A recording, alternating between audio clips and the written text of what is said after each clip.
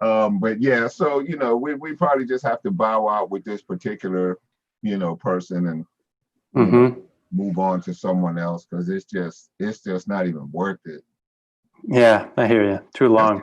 that's the unfortunate part about this business sometimes, is that sometimes you have to deal with people who are not as professional as they really need to be. Mm-hmm. I hear you. Yeah. Do So you work with partners? yeah. Cool. On a per deal basis. Okay. Yeah. Yeah, typical on a per deal basis. I don't have any real like long term partnerships or anything like that. I'm a solopreneur. I hear you. Yeah. But How about you? you need a good network. Yeah, without a doubt. Without a doubt. You have Hmm. to be plugged into some important things. I'm working with one young lady and she's I'm helping her build her network of title companies and closing agents and appraisers and inspectors and things like that. That's pretty awesome. Yeah. Yeah, yeah. Make sure that should be on custom live streaming That, services. that kind of sounds like mentoring, or is it a different type of relationship? Well, it's what I'm working towards. Mm-hmm. Yeah, it's what I'm working towards is getting to that point where, doing some mentoring and teaching and, teaching phone and stuff like that. Kind of, build out the brand. Hey, Waylon, what's up? Hey, Waylon. What's up, buddy? You hanging out in the garage today? That's correct. Right, Yeah, I'm still doing my Yeah, there's workout something right I now. recognize up there. exactly. Yeah. Yeah, I saw the garage door opener. Yeah. Yeah. Doing a workout, that's what. Yeah, yeah. So how's your week been? So far, so good. So Yeah. far, so good. Yeah, absolutely. How's Got it. yours? Um, challenging this week for whatever reason. It's going good though. I mean, got deals and working on stuff. So, but it's been a little challenging, little Like, more than usual. You getting your like workout in on? what way? Yeah, I work out every day. Oh, nice, nice. Yeah, yeah. Um, just dealing with people. You laugh. That's the Of course, hardest part. right? Everything else in this business is pretty easy, right? Yeah, I think so. Neil, you went into the dark room? Yeah, yeah. It seems to be the sun that went behind a cloud. All right. Oh, So let's do this. Hold on one second. Let me refresh this page. Okay, good. We're there. I'm terrible about not plugging into the other feeds. And so people sometimes are trying to ask questions and do stuff like that on like Facebook or YouTube, and I don't see them. Are you? Wait a second. Yeah, this is through Zoom. This is through Zoom, and then we have a system that feeds to other outlets. So it's on Zoom. We're currently on Zoom and Mm-hmm. also on YouTube and also on Facebook. So does Zoom, the application, allow you to see all the comments coming in through the other platforms? No, I actually have the platforms open on another screen. Okay, gotcha. Yeah, yeah. So I just have to make sure they stay muted so that you don't hear them. Yeah. Hey, Jamie, how you doing, buddy? I'm good, Victor.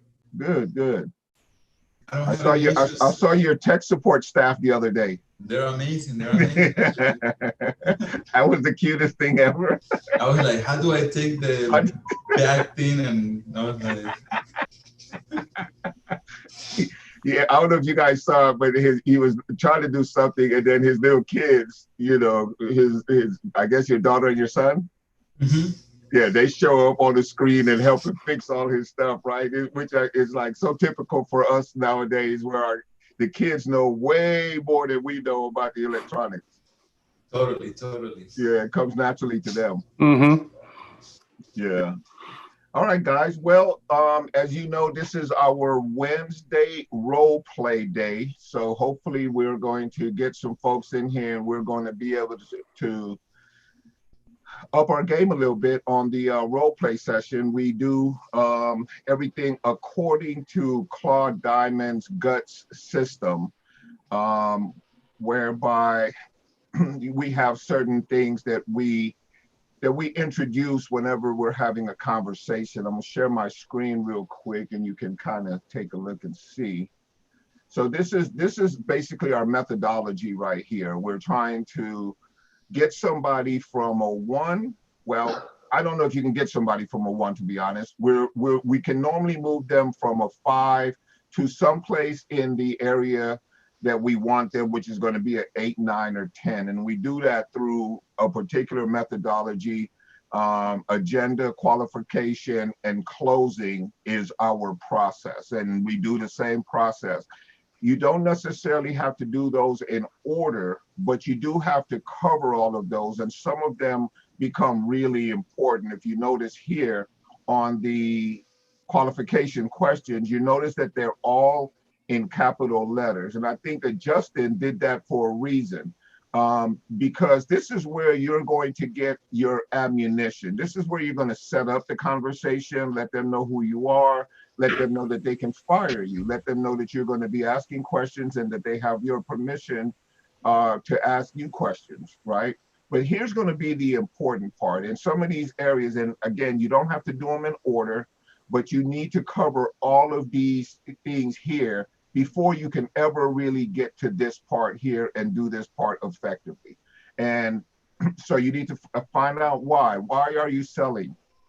Okay, that's the biggest question, because that's going to determine motivation, given that in the game that we're in, you know, the real estate, discount real estate game that we're in, so to speak, we are looking less for property and more for motivation. So in other words, it's not really about us trying to find the perfect property.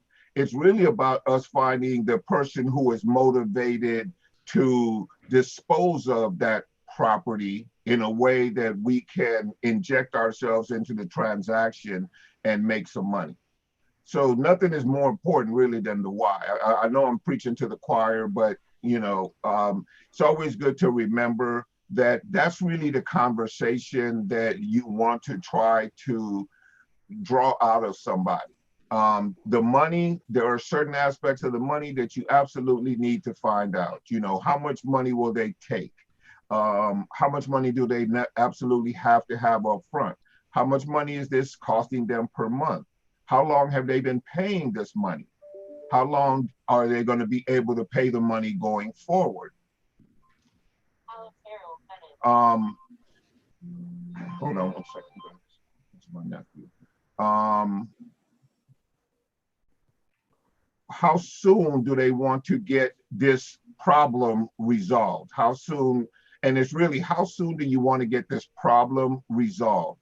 How, you know, it sounds like when you're having a conversation, like, you know, how soon do you want to move, you know, type of thing.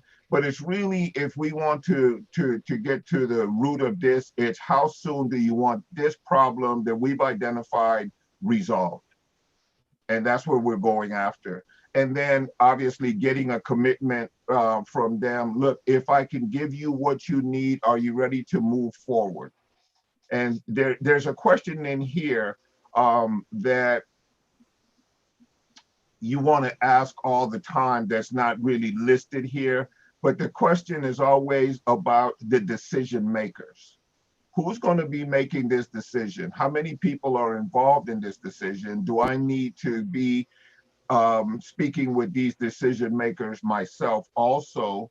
Or when will you be able to speak to those decision makers, and will you speak to them by the time we get back together? Okay, so that's kind of the flow that you want to move this conversation into. And then we're going to close by recapping We're going to solve or satisfy their need or greed. We're going to ask the final closing questions and also ask them if they have any additional questions for us. And this part right here is really important. Number 4, confirm, change, close. So we're going to confirm everything that we've agreed upon. We're going to change anything that does not completely resolve the issue for them or needs to be reworded or whatever the case is. We're going to change the plan at this point here, and then we're going to close. Okay, so that's really the makeup of the whole gut system in a nutshell, and it operates on on 3 different rules. Rule number 1: always set the agenda.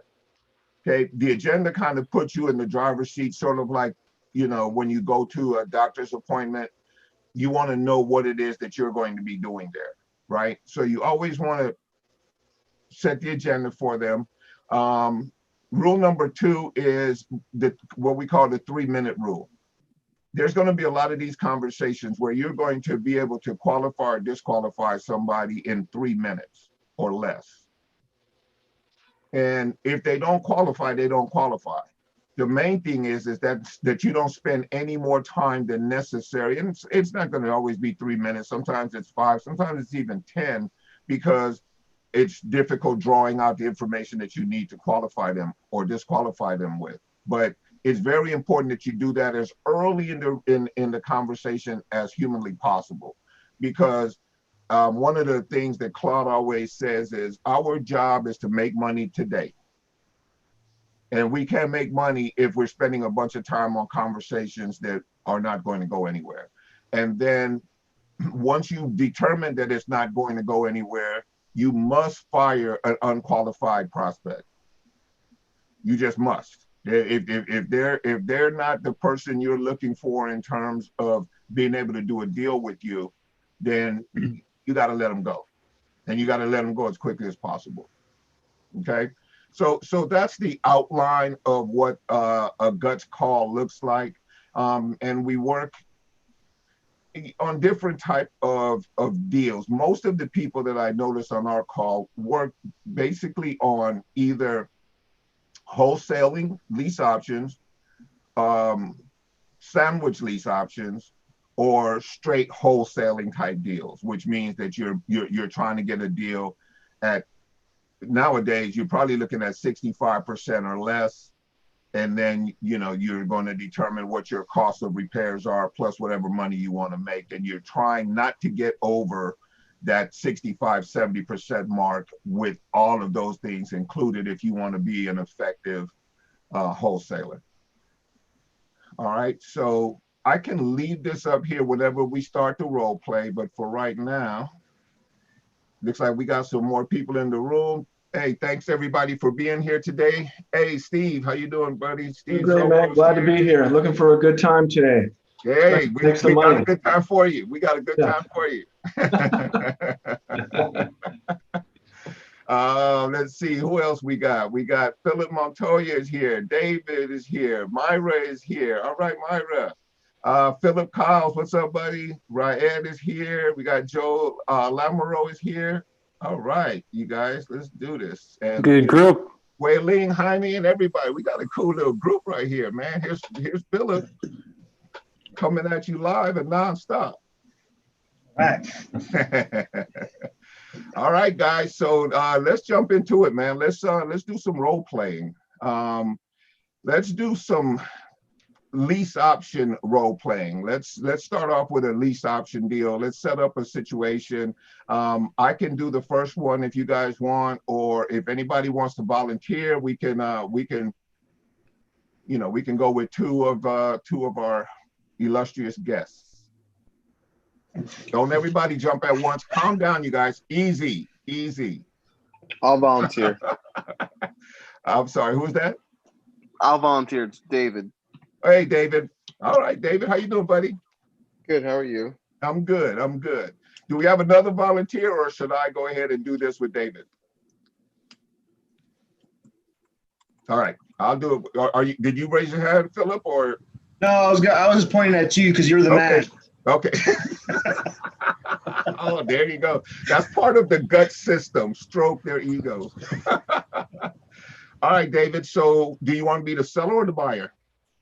I'll be a buyer. Or Okay, if you good. you want me to be a seller, it's up to you.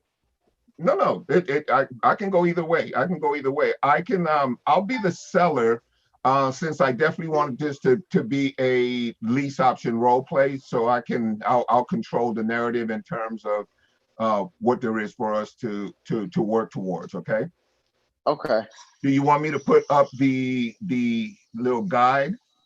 No, I have it. I Oh, have it. okay, good, perfect. All right, so let's go. Okay. Ring, ring. I'm calling you. Ring, ring. Hello. Hey, is this Victor? Yes, it is. Who's this? Hey, Victor, how's it going? My name's Dave. I was texting you a little bit before. You had expressed some interest in what I was trying to text you. I'm an investor, and I'm calling about the property that you had for sale. Okay. Do you have a minute? Is now a good time? Yeah, I have a few minutes. Okay, so I just want to call and ask you a couple questions. You can ask me a couple questions, and if it sounds like this is something you're interested in, let me know. If it's not, just tell me that no, this isn't going to work, and we'll part ways, and that'll be it. Does that sound okay? Yeah, that sounds good. Okay, all right. So I saw your property. It looks nice by the pictures. Why exactly you're trying to sell? Um, you know, I just need to. Who's this again? David. David. Okay. All right. Yeah, I David. had texted you. Oh, okay. Okay. Yeah. Okay. It's starting to come back to me a little bit now. Okay. Yeah. I'm just trying to sell it, man. I'm trying to get out of here. Okay. The reason why I ask is because I like to see the backstory behind it, so I can actually put the best situation together for the seller. So that's why I asked. Why The best exactly you're looking to situation for me, sell. David, is that you roll up with a briefcase full of money and give me my whole 300,000 that I want for the house. All right. Well, let me. That's how much do you think the house is worth? I'm actually discounting it because I think it's actually worth closer to like 325. 325. Yes, Okay. sir. And how much are you sell? So you're selling it for 300. You think it's worth 325? Um, I would sell it for cash for 300, David. But I'm really trying to get the 325 if I have to go, because I know a little bit about the closing costs and everything else associated with it. And like I said, if you roll up with cash, I'll do 300. But other than that, I'm looking for 325. I'm looking at market value. The house doesn't need any work. It's in great condition. It's good to go. I could move in there right now, or spend some time, put in some work and stuff, and I just have to get rid of it now. Okay. And how quickly are you looking to sell this property? Before the next payment. And when is that? What's today? Today Today is is the 19th, August the 19th. 19th. Yeah, so probably the next I won't be able to sell it before then because my payments are actually due on the 1st. But if I could, I would. Okay, so let me ask you this. Are you the only decision maker in this process? Like, if we could come to terms on a price, and we can agree upon something that works for both you and I, are you the only one that'd be making this decision? I am, David. Good question. Okay. Well, you know what? Like I said, I'm an investor. We buy houses several different ways. I know you said that you're looking for about 300. That's what you were saying? That's right. Ah, that's kind of tough for me to do that. But I do have a different scenario. What happens if I could actually, how much is your payments a month on the house? Just asking. My payments are $950. Okay. $950 a month. That's principal, interest, tax, and insurance altogether. Yes, it is. Let me see. Let me see if I could do something here.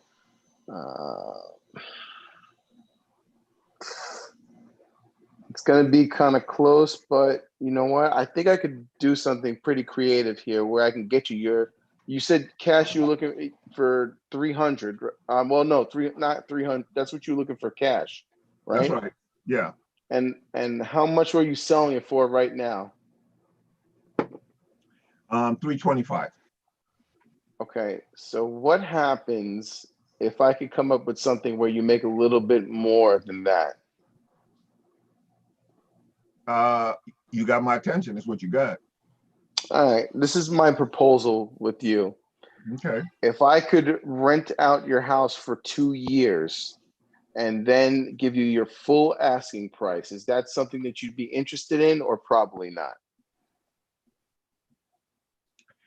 I'll be honest, David, I haven't really even considered something like that. Tell me, I mean, I'm open-minded. Give me a little idea how that's going to work for me. Well, this is what I like to do is I'd like to buy your home at your asking price, but in the meantime, I'd like to put in one of my qualified tenant buyers to rent your house from you that would take care of all the maintenance up to about $500. $500 or anything below that, they will take care of all the maintenance. Anything over that, of course, that would go towards their renter's insurance, and then also your insurance also would cover that. So like any big ticket items, but like, running faucets, toilets, stuff like that, they'll take care of. And they would be paying they'll actually be paying, how much do you think is rent is over there, as a matter of fact? On this house, man, I could easily get anywhere from 13 to 1350. Okay, so 1350, and you said your payment's about $950 a month, right? That's right. So I could actually get you that. And how about this? $400 would be going back to you every month. So every month your payment and everything would be taken care of, and you'd be getting $400. And I won't have any maintenance. No maintenance. I won't be getting any midnight calls. No midnight calls. Who's going to be taking care of that? Are you going to be the one renting it and taking care of that stuff? No. Like I said, I'm an investor, so they would actually be one of my qualified tenant buyers. They're the one that's going to be paying and taking care of all the maintenance, anything under $500. So any small items like that need to be taken care of, they'll be taking care of it. Any big ticket items like a roof or something like that, that's where the homeowner's insurance or the renter's insurance will come in. Okay.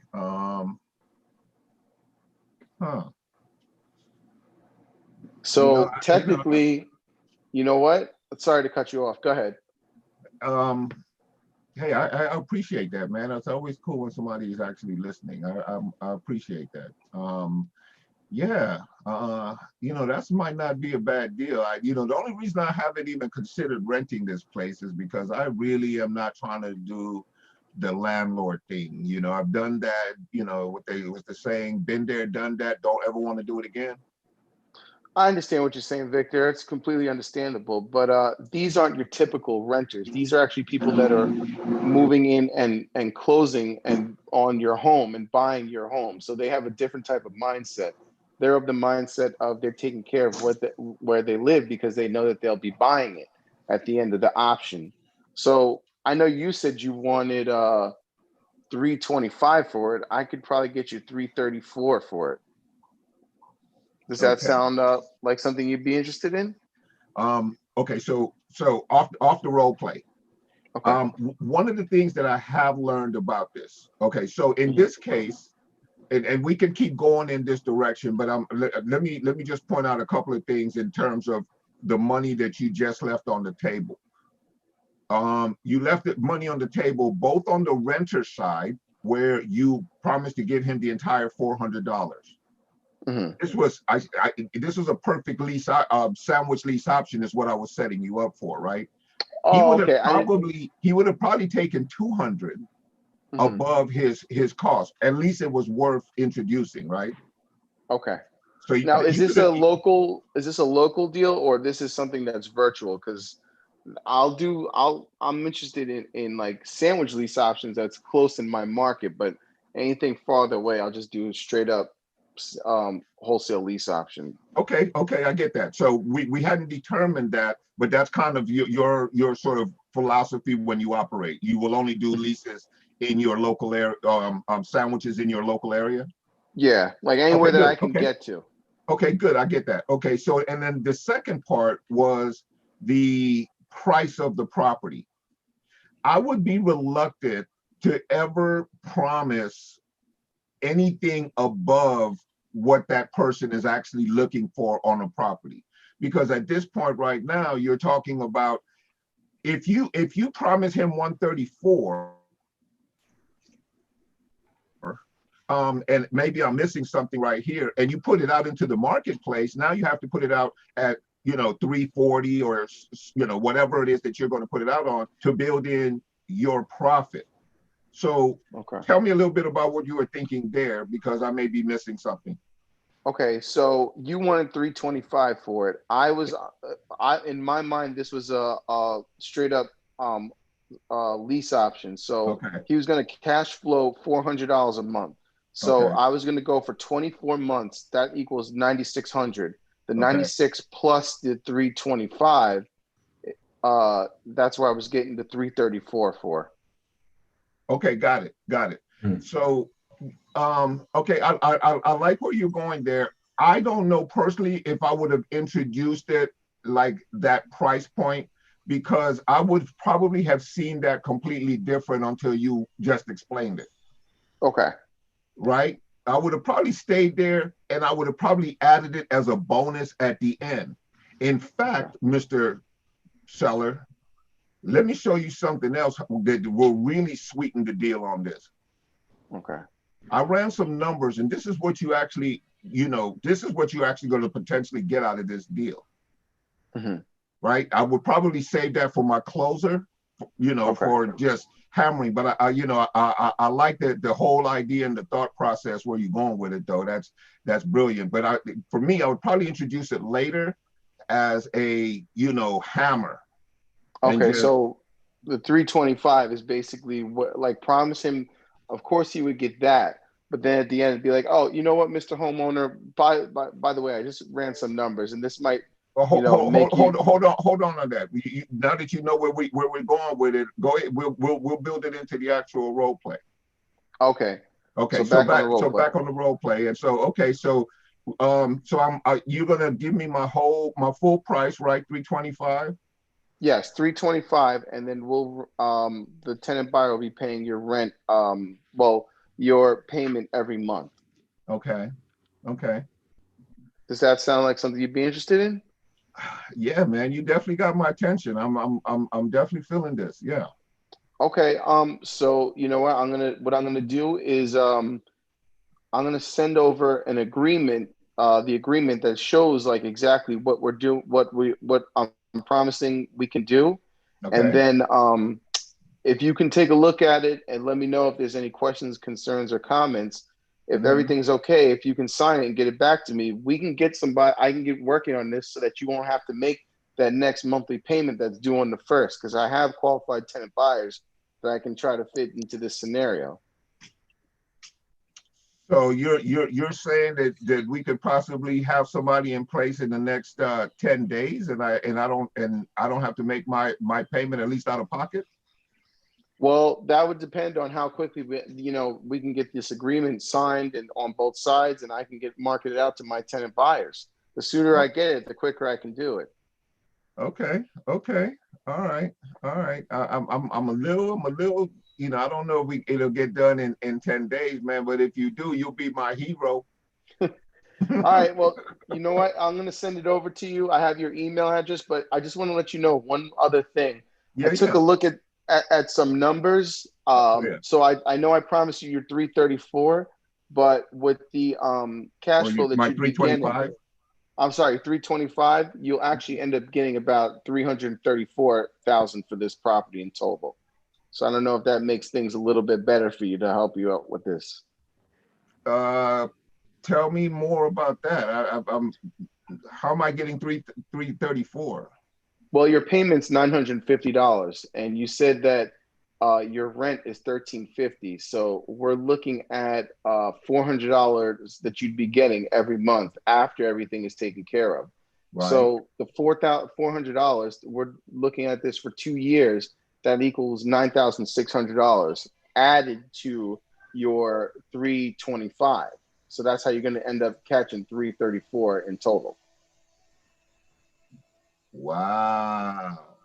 Okay. Okay. Oh man, nobody's come at me with this one before. Are you sure you can get this done, man? Because this is the proverbial too good to be true scenario right now. Well, Victor, that's the good thing about how I operate. I under promise and over deliver. So the sooner we can get this agreement sent over and looked at on both sides, the quicker I can get started on my end with this, with the tenant buyer. All right, man, send me over the paperwork. Okay, I'll have it over to you in the next 5 minutes. 5 minutes, man. You this is not your first rodeo, obviously. No, it's not. All right. Okay. All right. Well, David, I'm gonna hold you to your word, man. You know, if you can get this done, I'm fully on board. Let's do it. Okay, Victor, I'll be talking to you. I'll have it over to you in the next 5 minutes. Okay. When are we gonna get back together, David? Actually, as soon as I send it over to you, take a look at it, and you let me know if there's any questions, concerns, or comments. If you have none, as soon as you send it back to me, you'll be receiving a phone call back from me, because I'm going to be sending the agreement through DocuSign, so it'll automatically notify me once you sign it, and then I'll be able to call you back and let you know that I'm getting started on my end. Okay. All right. Sounds good. Sounds good. Okay, Victor. I'll be looking for your call. All right. Thank you for taking the time to talk to me, and we'll be in touch. I appreciate it. All right. You take care. You too. All right. Bye. All right. Good job, man. Good role play. All right. Great job. Hey, let's I had a question though. Yeah. My question is, where do you profit at? Well, my option is where I'm going to profit at, because I didn't mention to him that about the option. He didn't ask for a down payment, so obviously he just wants the $950 taken care of. So since there's no down payment, the option is where I'm going to make my money. If it was a local deal, then that's where I would look for do a sandwich lease, and I would, where at the $1350, maybe I would have said I can get you like $1250, and then I would have made a little bit of cash flow off of that or more. And then when the tenant buyer closes, I would have marked up the property. But if this is a virtual deal, then I'm just going to make my money on the option with the tenant. On the down payment. What are you looking to do on the down payment side? Well, let's see. You wanted $325 for it? 334. 340. Let's see. Okay, so I would say 16 on the high side, 16,250 on the low side. Let me see. When you say 16,000, does that mean that you're going to market it at what price? I'm going to ask for 340. 340, yeah.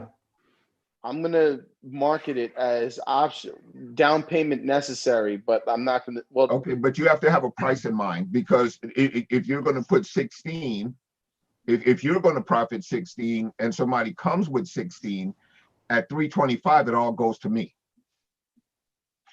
Let me see. Then that's a good question. I didn't think about that. No, I still think you're good. You're going to market it at 340. Right. Well, assuming assuming the market can bear the 340, we didn't really get to a lot of questions. There's a lot of things that could have been covered that we just did the role play part. But there were some things in there that you might want to consider in terms of where your thinking process is, right? Because in like certain things like value, like what is the real value of this property? And yeah, you can bump it up a little bit because someone is going to pay premium because of the opportunity to just do the lease option portion.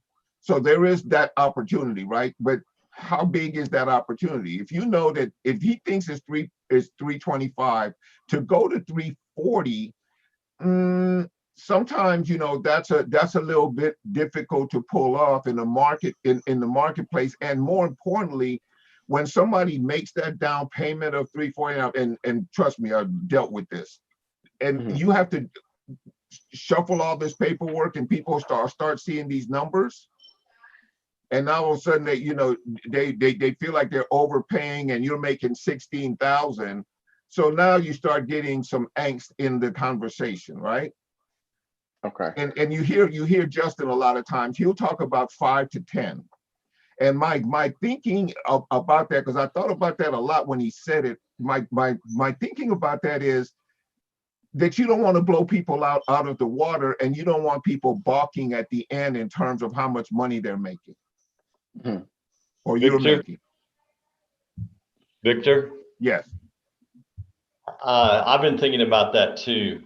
And isn't the objection sometimes not coming from the tenant buyer or the seller, but it's coming from the mortgage lender if they see that you've got a lot built in there on the back end? Isn't that often where that, I'm sorry, I'm walking around, I'm trying to find my earphones, but isn't that often? I don't know if that's necessarily the case, because the mortgage lender, at some point, that none of this is going to be his business, what happened on the front end of this. No, I'm talking on the back end.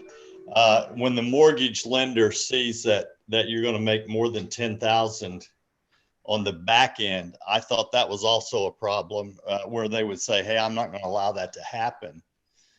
I don't know if we're talking about the same thing. That might be the case on a wholesale deal. I can paint a picture for me, because I'm not really understanding. Because, okay, so here's the deal. Here's the scenario. Hold on. I got my okay, I got my earphones, and my microphone's on my earphones. Hold on, please. Yeah, you definitely sound a lot better. Okay. So Greg, let's table that for a quick second, and we're going to go there, but we're going to come back and address that issue with you. Okay. I got it. Okay. So David, in terms of your upfront thinking relative to what your money is going to be in the transaction, you need to know, some value. Like when we had the conversation, we never really got to how much is the house actually worth. Well, I asked how much did you think it's worth, and you said it was, what did you say initially? Because you had it, you want 300 for cash. I said 325. Yeah, okay. And because I wanted full market value for the property, right? So the assumption there would have to be that if I'm an investor, or I know a little something, or I sound like I'm, on top of my game a little bit, and that's the true market value, how much above that can you actually go comfortably? For a lease option buyer, they'll pay a little premium because they know their situation. So they'll pay 5,000-10,000 pretty easily to put themselves in position to qualify for this home down the road and go through the process or whatever. Right? But you need to have a sense of what those numbers are. So 325, you're saying I should market it for 335, just take the 10 and split? That's probably what I'd be looking at. Okay. Don't go by the 3 to 5% range off of that. Because the 5% just kind of figure what you are going to make, what you need to make on this deal. Okay. Because immediately, first of all, my thinking is, if you want 325, I'm not giving you 325. I'm going to offer you 320, something like that, right? I'm gonna automatically build in the first 5. So now my upside is going to be a little bit, I don't have to go as high to make my 10 being my target. Right? If I'm doing a solo deal without any partners, I'm looking for 10 minimum. But I need to have it make sense in the marketplace. Okay. Right? And if I price it at a particular point, let's say I'm paying 325 and I price it at 335, and somebody comes with 16,000, that means 6,000 now is going to go to the seller.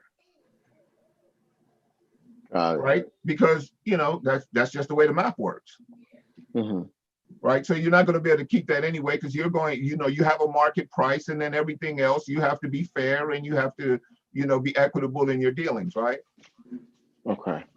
So you just made him an extra 6,000, which is probably going to really cement the deal in if he knows that he's getting $6,000 right up front because of what you were able to negotiate. So so market it at 320, and then guys, 320, and then so No, I would make make a 320 offer. 320 to the offer. seller. Okay, so if he accepts it, then I get 5, and then market it at 335. You're saying? Or whatever more that you want to, or whatever more you want to make on the deal, or whatever the market will bear. Okay, got it. So can I ask a question? Yep. As far as what he was mentioning about the 3 to 5% of market, as far as each year that the appreciation of the house goes up, to when you said know the numbers, are those numbers that you were talking about? Like knowing in 2 years, since he put that on the contract, so the house is going to appreciate hopefully in 2 more years. So it's going to be worth a certain amount, which is usually anywhere from 3 to 5%, right? So on your contract, there's a place for you to actually determine what the price is going to be for the first 24 months, the second 12, or the first 12 months, the second 12 months, and the third 12 months. Typically, I go for 3-year leases. I don't ever do 2 years, but you know, if I have to, I will. But fortunately, I always push for 3 years, and you know, just let them know, because if it's at 2 years, now I can only offer, you know, an 18-month deal, because I have to give myself a window in case this all kind of comes apart. I want to be able to save this and maybe get another deposit. And then you can actually use that for the tenant buyer, right, Nick? So if you do the 10,000 and then you do a 3-year lease, you can actually do that selling point toward the tenant buyer, saying, well, your house is going to have this much equity by the time you buy it, because I'm selling it to you at this. Yeah. You're going to have this much in equity already. Now personally, I don't do equity conversations because I don't have any control. Right. Like I have no idea what equity is going to look like, or how appreciation is going to work for the next 3 years. For all I know, it could drop in value. Right. So that's not a conversation. I'll leave that conversation up to them. If they introduce it, now we can have a conversation about it. And also on the actual contract, it'll ask them whether or not, like I said, you spell out the price on those particular terms. Now, one of the arguments that David could make based on this conversation, right, is I'm actually allowing that equity to be paid to you through that extra $400. That's why the price remains the same for the entire 3 years. Mm. So you're recovering that potential equity, because we don't ever know. It's like a stock, right? We don't know what COVID could do to market values. Okay. So your price is locked in. You know, you're securing yourself in case this stuff does go bad. And not only are you locked in on a price, but you're getting an additional $400 a month to offset anything else that might, you know, decline in terms of the value of this property. Okay, cool. So that's how I'm selling that, right? I'm not selling this guy on, you know, what a property. I'm not even introducing that conversation. Yeah, That's well, for the seller, right? That's for seller, you don't have that conversation, but tenant buyer, maybe, if they bring it up. Yeah, a tenant buyer, you know, maybe I'll have that conversation or whatever, but I find the tenant buyers, they just get so excited about being able to get into the house at that price. They figure that out in their minds or whatever, and they almost think they're hoodwinking me, like, oh, he doesn't even know this house could be worth such and such, and I let them think that I'm good with it. Right. Okay, cool. Take it to the bank and sleep with it. Yeah. You know what I mean? It's like if it makes you feel good, you like it, I love it. Awesome. All right. Yeah. Cool. Yeah. So I got a question, Victor. Could he have, as he delved a little bit, David went a little bit deeper, could he have found out with that 935, the payments, could he have found out, you know, maybe if the bank, if he could actually do like maybe a wraparound, maybe twist that to a seller financing. That way, let's say if you agreed to, let's say 320, you do seller financing at 320. And if he wants to sell for 340 with a lease option, he'll make 20,000 without even showing it on the lease option. I mean, could he have delved a little bit deeper to find out about the underlying of that Yeah, 955 a month. my thinking here is simply that, you know, you have a level of experience and knowledge in terms of being able to put this deal together that David might not be working with at this stage of his career, right? So yeah, he could have done that, but you know, there's nothing wrong with taking his $10,000 and on to the next deal, right? Right. So yeah, there are some possibilities, and as we grow in this game and we start to learn some different tactics or whatever, we learn how to extract even more profits out of the deal that at face value seems like there's really not much there. Like you know, obviously your mind immediately went to how can I extract more, because he's given them an opportunity here, but it takes some experience to be able to see that. How does that work with the wrap? Just curious if you could talk about that quickly. Yeah, what would happen is you'd have to find out if it's a private financed underlying, which means let's just say there was 150,000 owed in the property. And let's just say let's say Victor has it where someone's basically paying to a private person. Well, something like that, you can wrap it. Sometimes these banks you're not able to, sometimes you are. It just depends upon the bank. But that way, once you control the seller financing, you basically have all kinds of options, you know, to make a lot more money. But the key is you got to find out the needs of the people. You got to really delve into, ask a lot of questions, listen, find out where they're at, and try to find a better way to maybe another option of making some more money. So I do a lot of those. Okay. Seller financing is great, but I've been doing it for 25 years. So that's what I was thinking. Yeah. See, his mind was already triggered like, oh, there's so much money to extract here, because he saw the opportunity. Depending on if I had the option of being able to hold on to my mortgage, continue to pay it, you create a second mortgage. Right now I have additional monies coming in and you have the ability to extract some more, but that's a whole, you know, another. Well, let's just say you agreed to Victor 320 and David and you guys had it together at 320, no money down. And let's just say you get a close for that. Yep. And then let's say David finds someone that might want to do a lease option at 340. Well, then there's $20,000 that, you know, you make.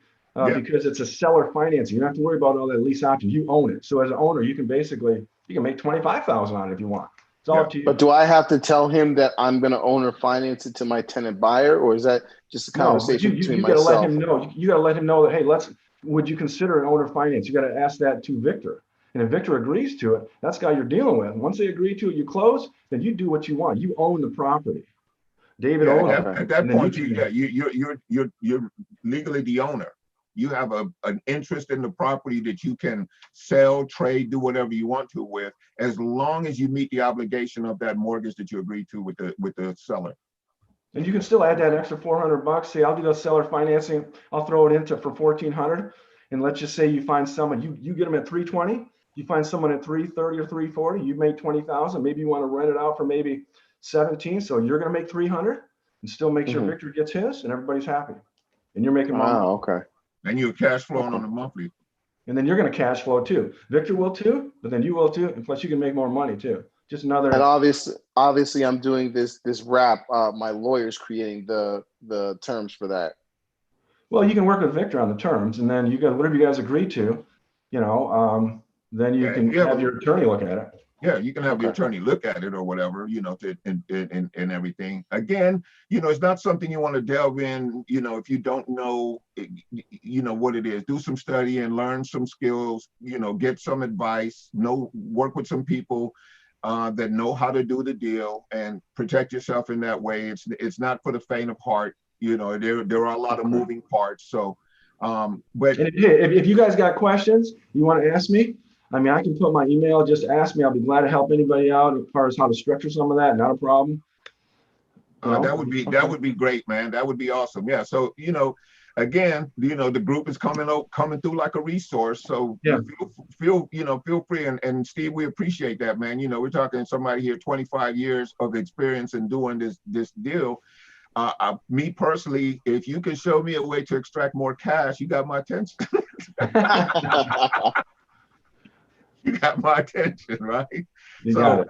Okay, so let's go back to kind of the role play. So David, one of the things, and you know, just going back to sort of the dynamics of the conversation that you're going to have, that conversation is to kind of allow you to put back in the things that you want to create out of this.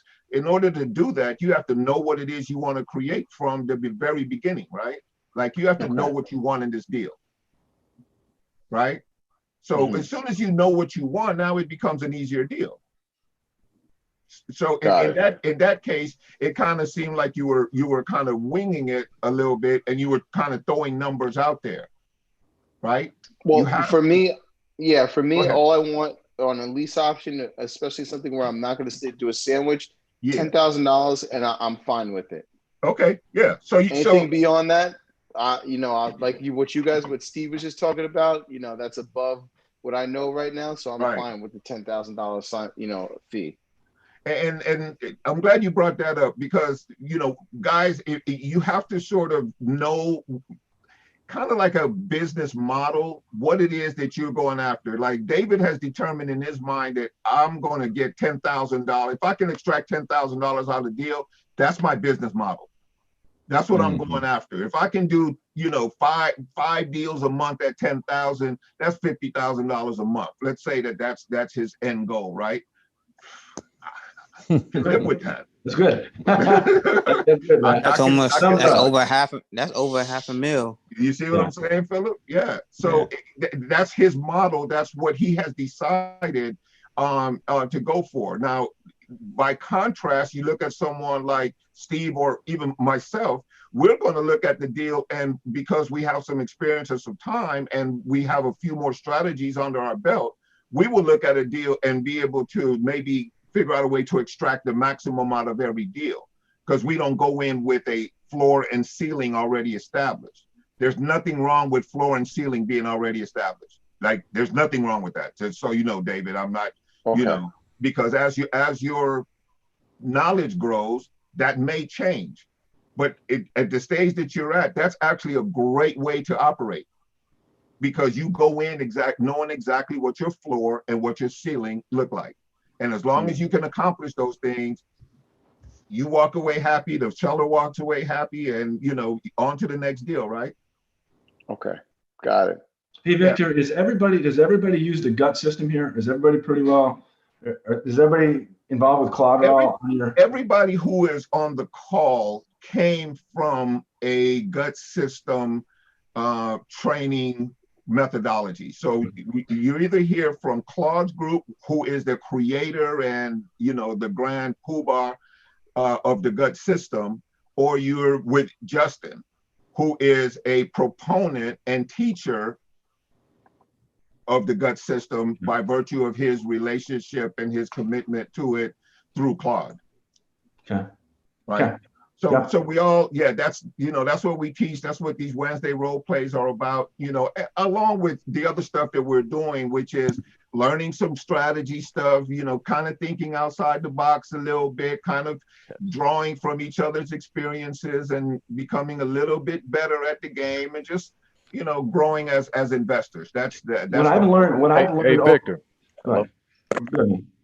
Go man, you got it. Yeah. Oh, yeah. Hey, Victor. I believe about 2 weeks ago, you shared your screen and it was like a diagram of the gut sales method. Yeah, he did. The slides or whatnot. If I could get that, yes, this right here was so helpful. And if you guys, Myra, you asked the same thing. Here's what I suggest. Why don't you guys just do a screenshot of it right now while I have it up? Yeah, let me do that. Thank you. Hold on 1 second. Yeah, do a screenshot of it right now while I have it up, and then you can kind of, do whatever you can with your screenshot, crop it. Yeah, it was just, I had this in my hard drive, and I got some water damage, so I'm like, I couldn't even do my studying. I put a message in the chat, any help will, anything will help if somebody could just, help me out with the agreements, release, anything. We got you. All right, cool, just screenshot this baby right here, and then, hook it up. Got it. It's great to have. I use it when I'm on the phone because I tend to get comfortable. You tend to become so, especially if you have a little success, you start to forget the fundamentals. Right. It's like, I don't know if you play sports, right? Like I play basketball. So, you once you have a hot streak, usually a hot streak is followed immediately by a cold streak. That's true. That's true. Because you get overconfident and start and go away from your fundamentals. because the hot streak becomes so natural and so That's easy true. and so whatever. And I find it's the same thing in selling. Like you have a couple of successes, you knock down a couple of deals, all of a sudden you just, you're not doing your agenda anymore, or you're just basically just, washing over it real quick. Your qualification questions are, elementary. You start doing that stuff. So I use this. I still use this all the time. I put it on the screen whenever I'm on the phone. Yeah, and that's what I wanted to do. I actually drew portion of it on my board back here, but having this, when I saw it, I was like, okay, now this right here is something that you could just Something literally be on the phone. Yes, visual on the phone. You're able to look at it and just go 1, 2, 3, 1, 2, 3. And it's yeah. Okay. All right. So I'm going to close it out right now for a second. Did you get your screenshots? Yes. Victor, I'd like to say something. Probably a lot of you guys know Magic Johnson, Michael Jordan. What do these guys do? They practice. And so what I would do, and I mentioned that to Claude, every day I spend about 25, 30 minutes practice. You go over all the techniques, going over everything. So that way when you have someone on the phone, you're ready to go. So my suggestion is spend that time in practice, man. So when you're on the phone, just go pattern, agenda, qualification, close, ask the question, be quiet, listen, let the people talk. The more you let them talk, you can't kiss a girl to give her a glass of wine. You want to make sure just give them the wine, let them talk, and you just got to shut up.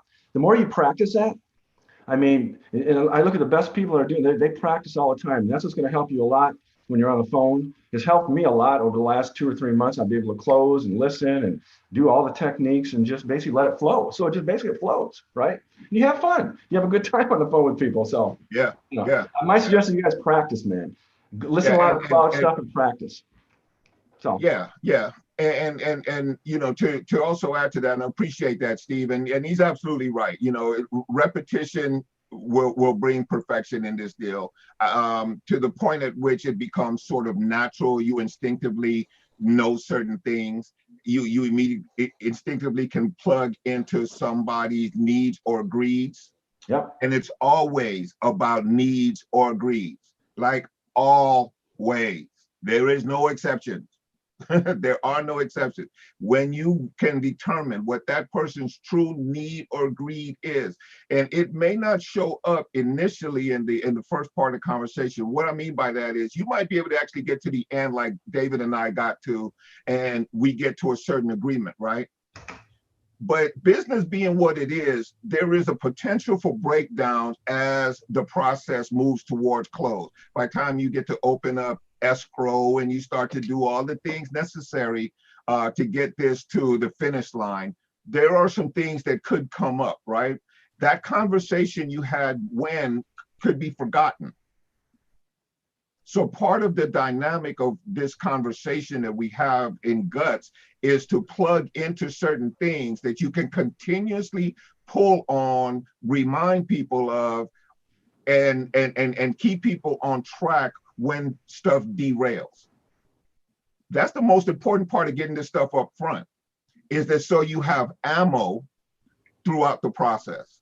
Remember when you said such and such, were you just kidding about that, or were you serious about trying to get down to Florida to be with your mother?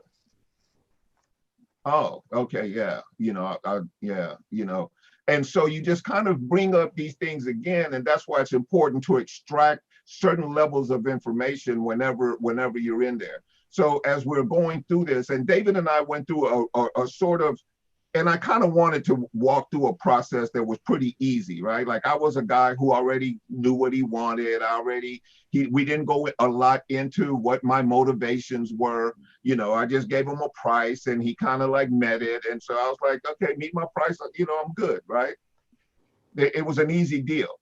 Now, I did that on purpose, but we'll go through some additional role plays where it'll be a lot more difficult to close the person, because there will be a need for you to delve further into what's going on with that person in order to get to their motivations.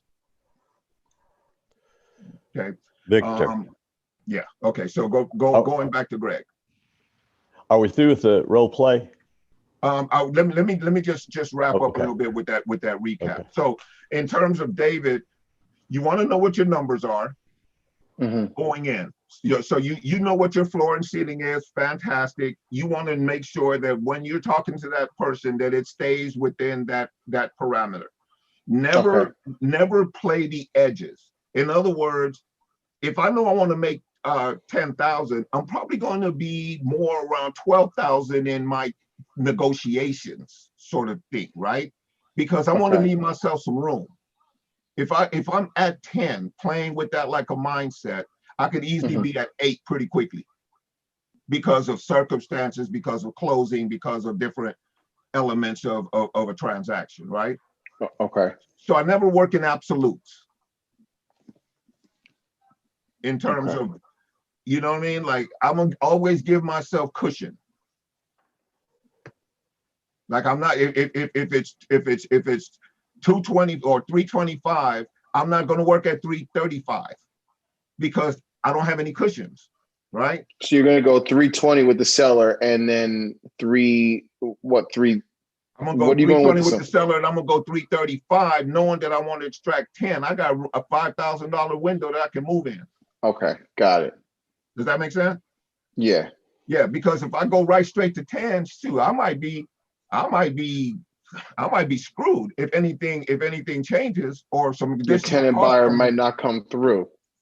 Yeah, or I might find that my tenant buyers all don't have the type of money, or at least my best qualified tenant buyers might be tenant buyers that might not have the full, but if I ask for 15 and they got 12, I'm good. You'll take it. Got it. But if I ask 10 and they come, because that's just the way it seems to work, right? I ask 10, they come with 7. Now I got to create a note for the other 3 or some other element to get to my 10, right?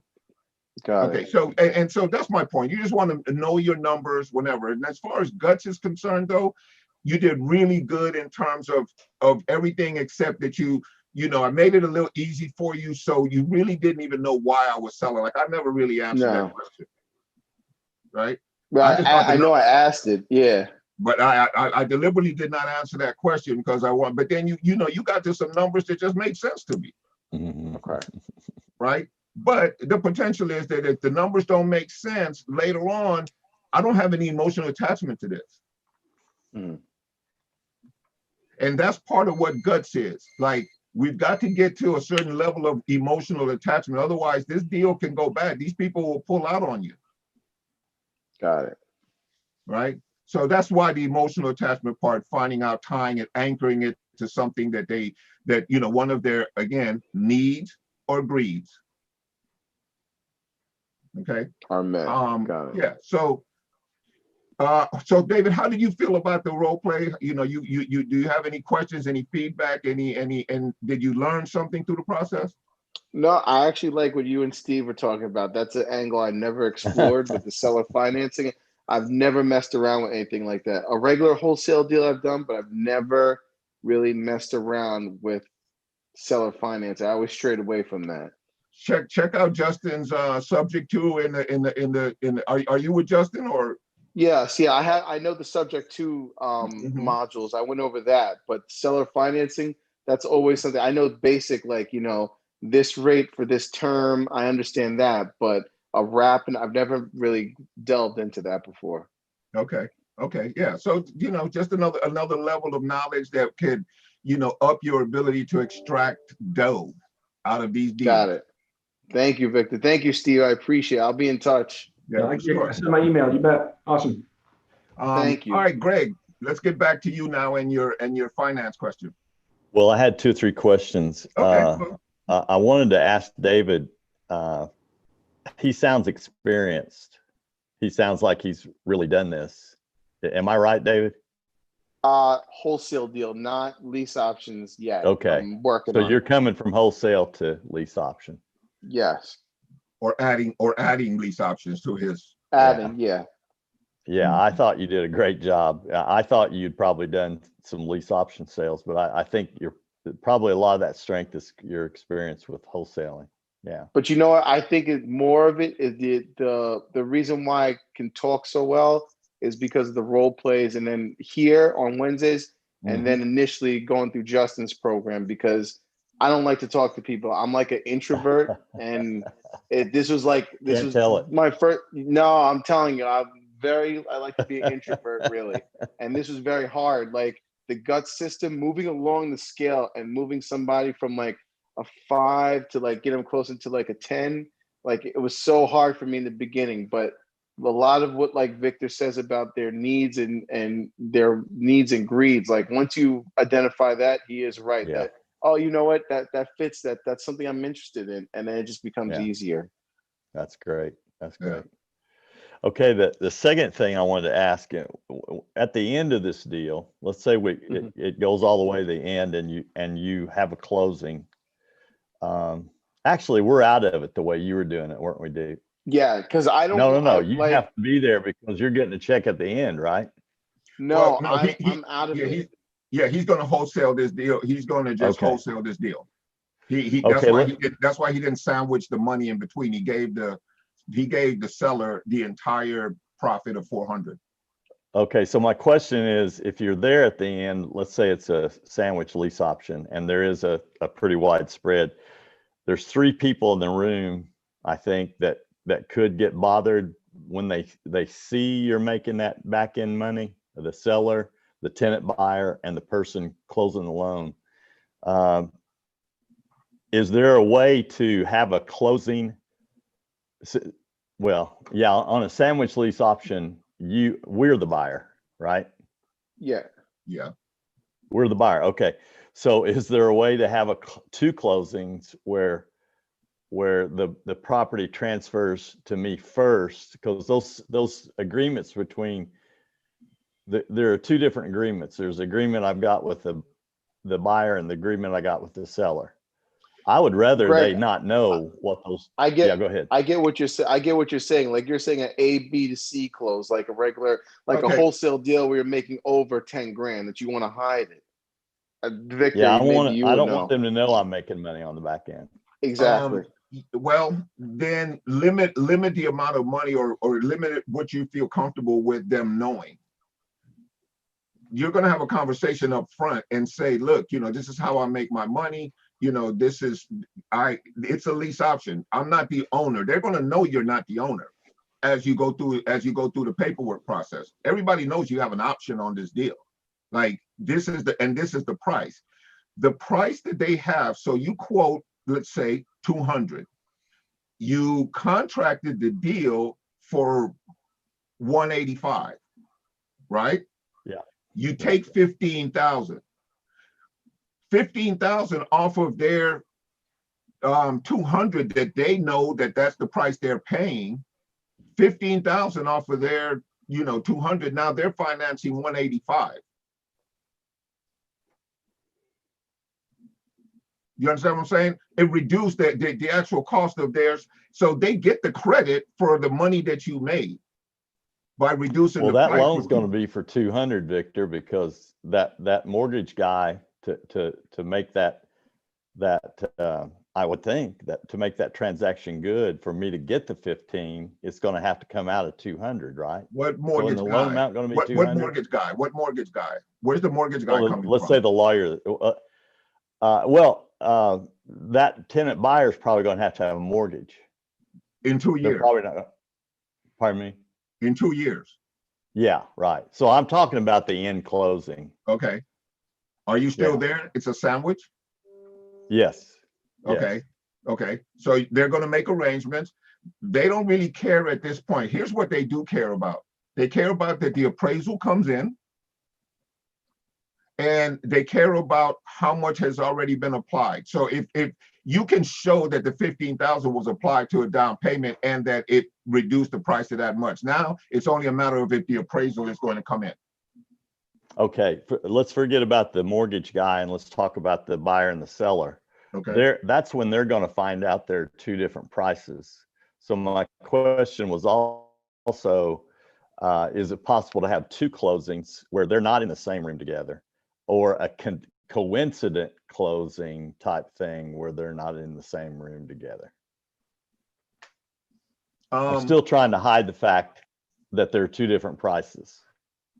Yeah, I don't see that is really going to be an issue for you. You can just Okay, issue a okay. credit.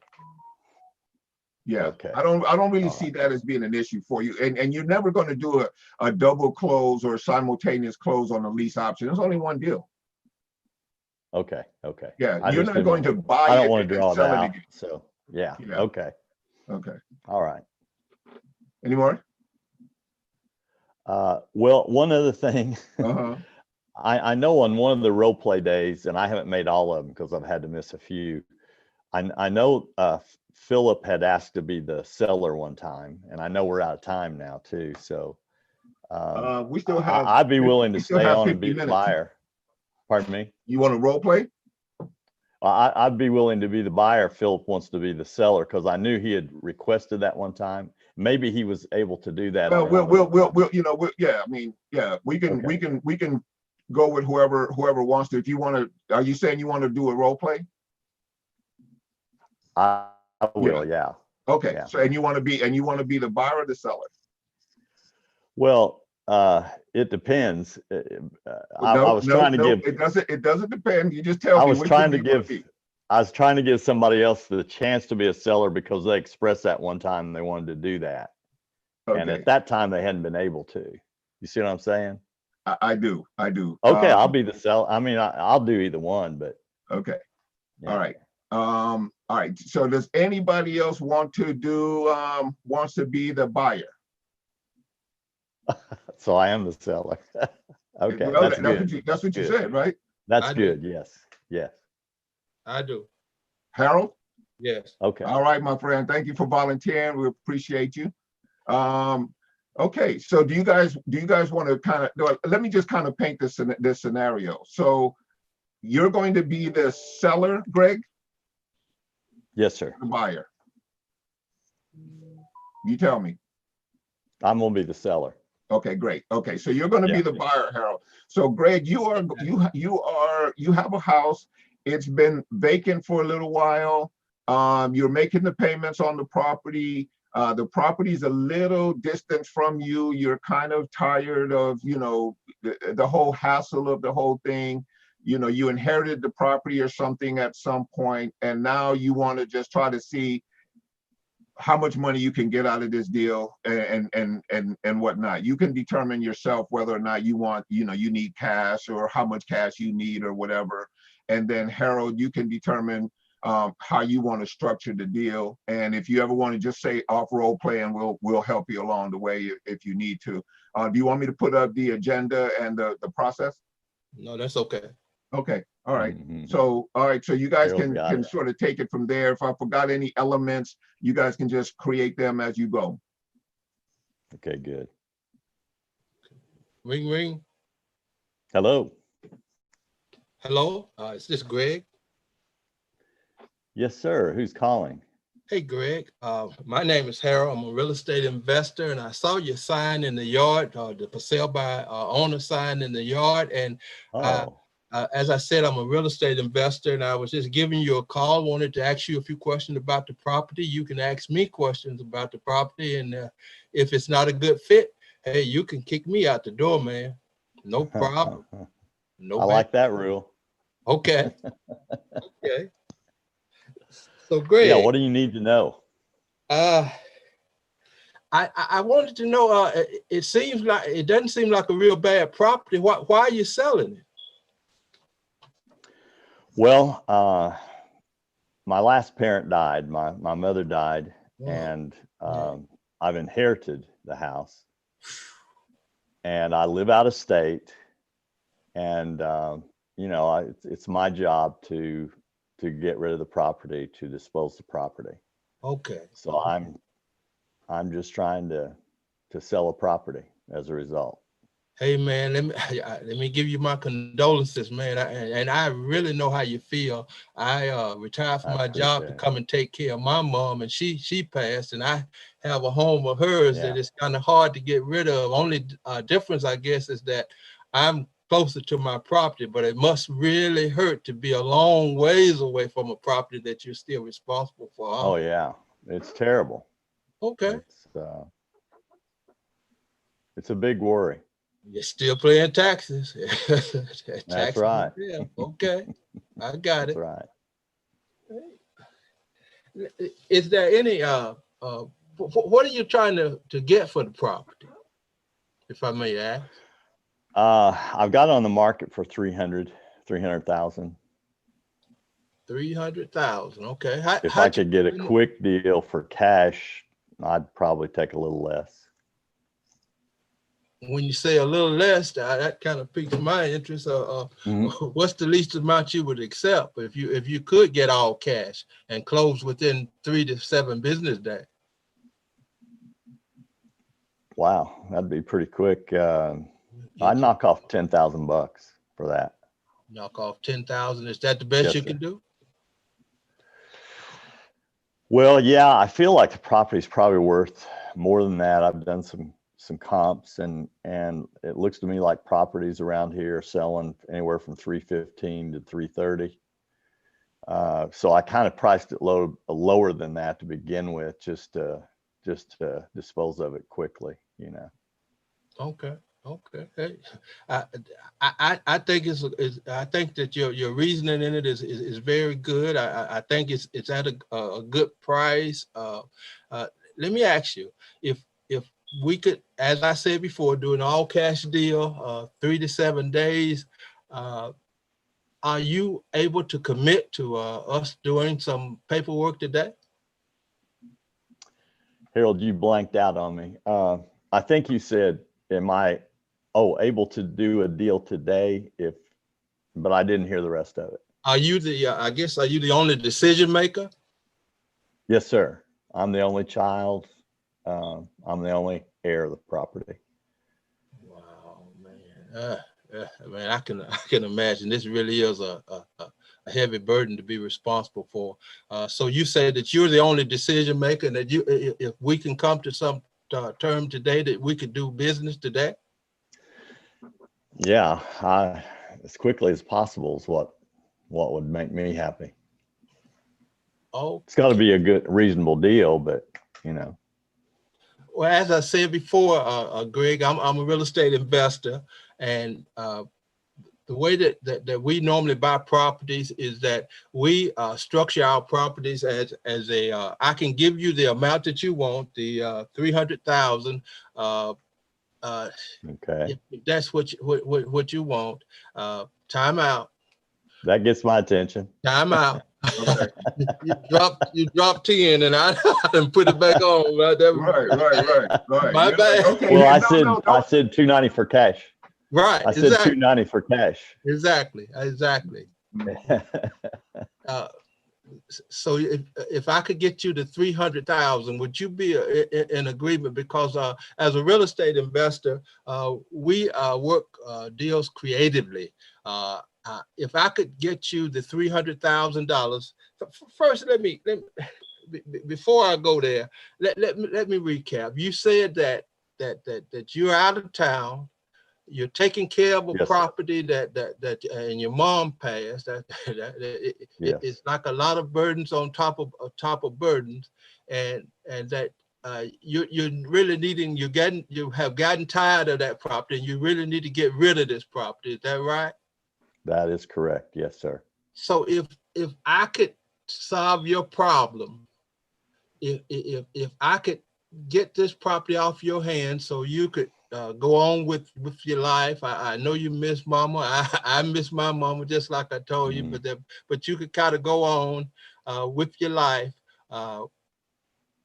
Could we do a deal, a creative deal, where I would give you the $300,000 in 36 months, 24 to 36 months, but I would lease option the property until that time? Would you consider something like that?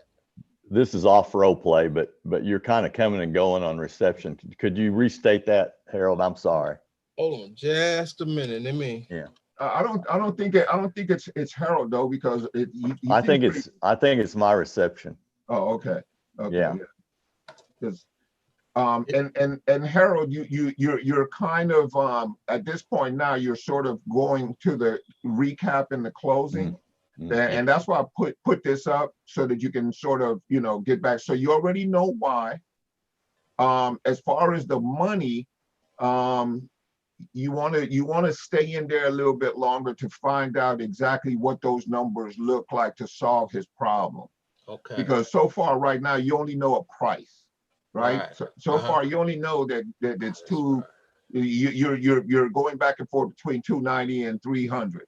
Yeah. But you don't really know If it's a the mortgage dynamic or of- anything like that. yeah, what's really going on with that money, right? And I don't Right. remember about the timing thing. You know, you're kind of selling him on that it's a discomfort for him, and that, you know, it's you know, of course he'd like to get out and get over it or whatever.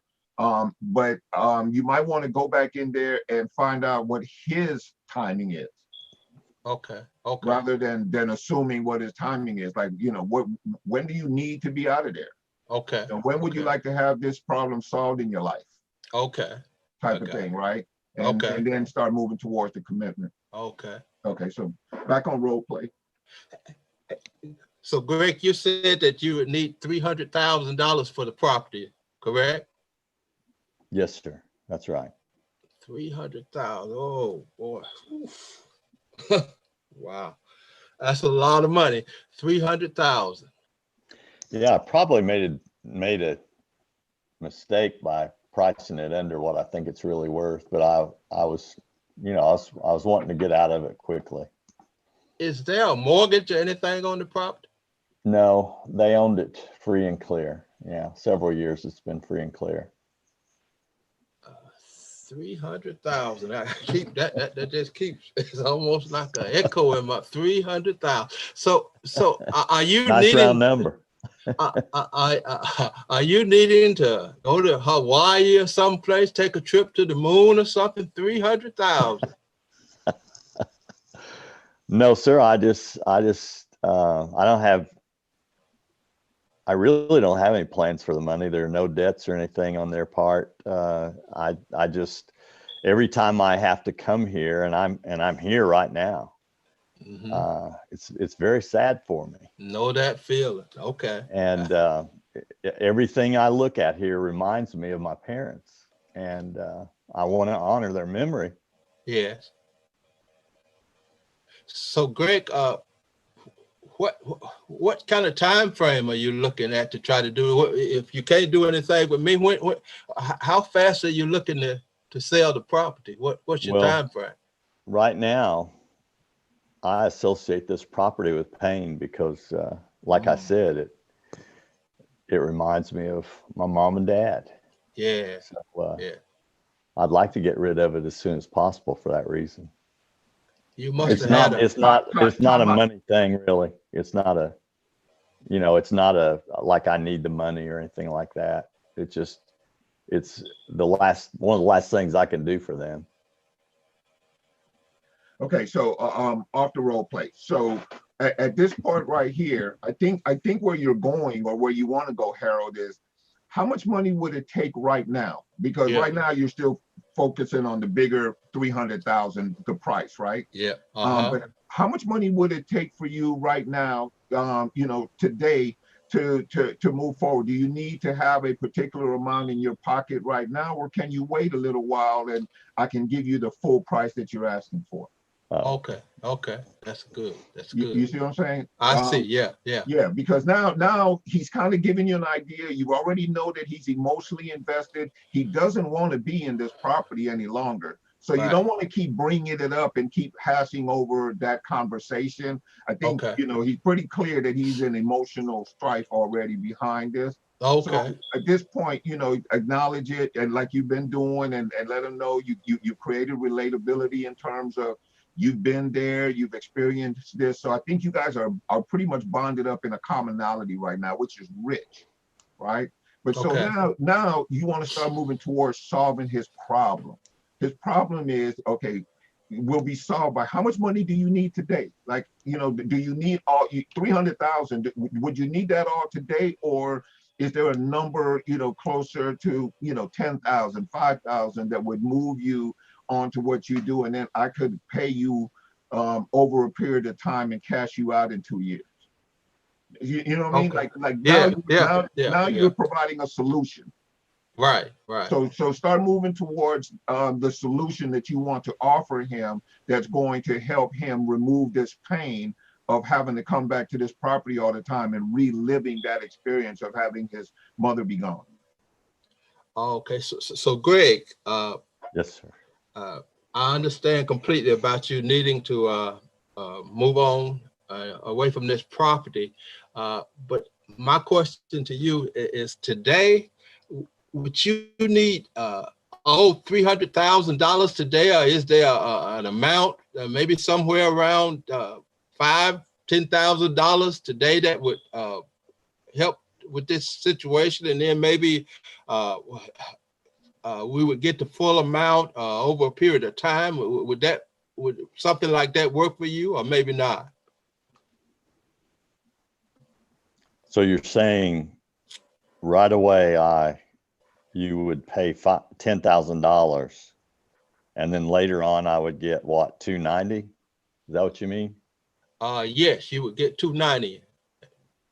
How much later, and what's the reason for the delay? That's a good question. That's a good question. What would you do if you couldn't sell it to me today? If I may ask. No, time out. You don't want to bring in more pain. You don't want to bring in more pain. He's already in enough pain. Okay. Right? So, Okay. yeah, I would probably back away from the pain. Got it. So now you're in solution. Yeah. Okay. Now you're in solution mode. Now you are that salve, that Band-Aid, that crutch. You are that thing that he needs to solve. So this is probably a good time to explain to him how you work. Okay. So you asked the way we buy properties. Okay. One of two ways, right? Yeah. You know that little spiel. Right. Okay. So Greg, you asked how would this work? So my company, the way that we buy properties is that we usually buy properties for cash, but when we buy properties for cash, since we don't want to put all of our cash out there, it would be an offer that would be very embarrassing and I wouldn't want to turn you off. But the best way that we buy properties for the amount that you ask is that we have clients that we place in the properties for 2 to 3 years as lease option clients, and these are not regular clients. We place those in the properties, and after that period of time, we would cash you out for that amount that you say, $290,000. Is that something you think you might be interested, or maybe not? Let me make sure I understand that. You're saying within the next few days, I would get $10,000. And then you would put a renter into the house for 2 or 3 years. And then at the end of 3 years, who's going to buy my house? That's a good question, Greg. Where's the money going to come from, I guess, is what I'm trying to. And that's a good question. Because that renter might just stop renting, right? Or, that's a good question, Greg. You would have complete control of the situation. This would not be a normal renter. This would be a person who is buying your property, and we would vet this person, and you would have the okay as to whether this person is a good fit for you or not. So this person is a person that's not renting the property. He's looking to buy the property. Is that something that would work for you? Well, I hadn't thought of going that route because I was wanting to kind of get rid of the problem quickly. But if I wouldn't want to get into any managerial type situation where I'm having to, I'm 500 miles away. I don't want to be getting calls about toilets and light bulbs that are not working and stuff like that, I completely understand, Greg, and that's really the beauty of this this arrangement, that you would be completely free of all those kind of decisions. You would be completely free of those type of decisions. In the agreement, the tenant buyer would be responsible for a certain amount of repairs. So it would have to be something very expensive that you would become involved. It's not going to be a toilet and that type of thing. So is that something you would consider? So they're going to take care of the regular repairs, and I would be responsible for like the heating and air conditioner and the roof and things like that. Exactly. Is that something I could put into an agreement today and that you might take a look at and we can talk about? Well, that part of it doesn't bother me because all the systems in the house are good and the roof's practically new. Yes, excellent. Yeah, I would consider that. Yeah, would you send? What are you going to do? Send me a contract or something, or how would that work? Yes, let me get your email address. Okay. Blah blah blah at gmail.com. Okay, we got blah blah blah at gmail.com. Is that correct? You're a good man, Philip. Yes. Okay, Greg. I'm gonna send something on over to you over the email in just about 10 minutes. You should get it. Right now it's 12 o'clock. I want to give you a call back at 4 o'clock. I'll give you a call back. And if you have any concerns or questions about the agreement, we can discuss it at that time. But it's been a pleasure talking to you. Will you be available at 4 o'clock? I will. I'll be right here, right beside this phone. I will give you a call, and it will be coming from this number. I'll give you a call back. Thank you. Okay. I appreciate it. Okay. So first of all, thank you very, very, very much for jumping in there, Harold, and you know, taking the shot. And this is how we get better. Oh, by the way, you guys, Claude snuck in here while you guys were doing the role play and stuff. And so he is looks like, did he jump off? Oh, maybe he jumped off now. He's there. Oh, he's there? I see him. Okay, all right. Hey, Claude, did you want to say hello? Hello. We appreciate having you here, my friend. Yeah, well, thank you. I was just kind of watching, seeing what's going on. You guys are great. I love it. By the way, I'm sending an email to blah blah blah Gmail.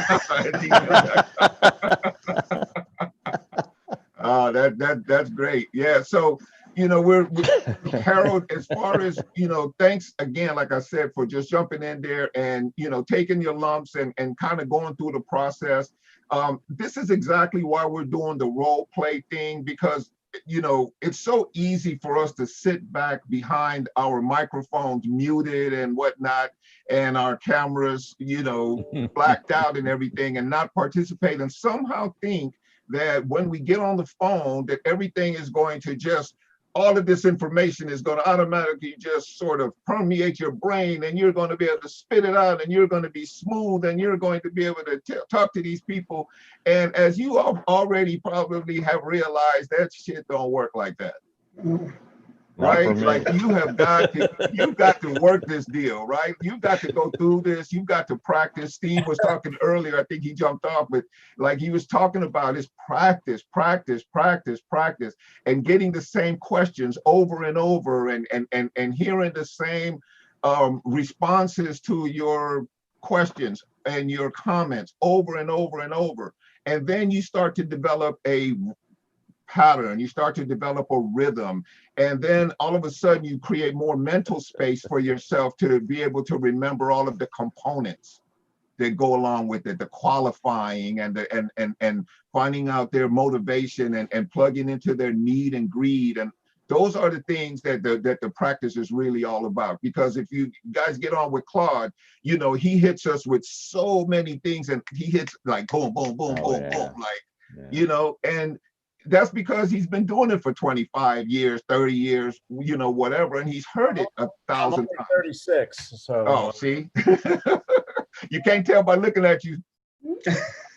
Look good. Yeah, I love that you guys are practicing on your own here. I endorse this. I think it's wonderful. Practice is just what makes you perfect. You know, the more you practice, and what you said, Victor, is so true. You usually hear the same 10 questions.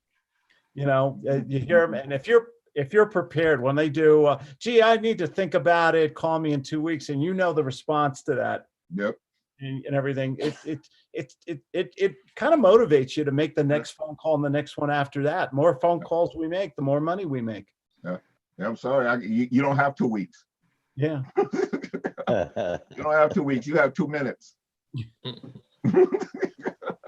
Victor, I have a question. Yeah, absolutely. Thanks, Claude. Almost everybody that calls me on the phone, like say a cold call type thing, they start out by saying, "Hi, is this Greg?" And right away I'm defensive.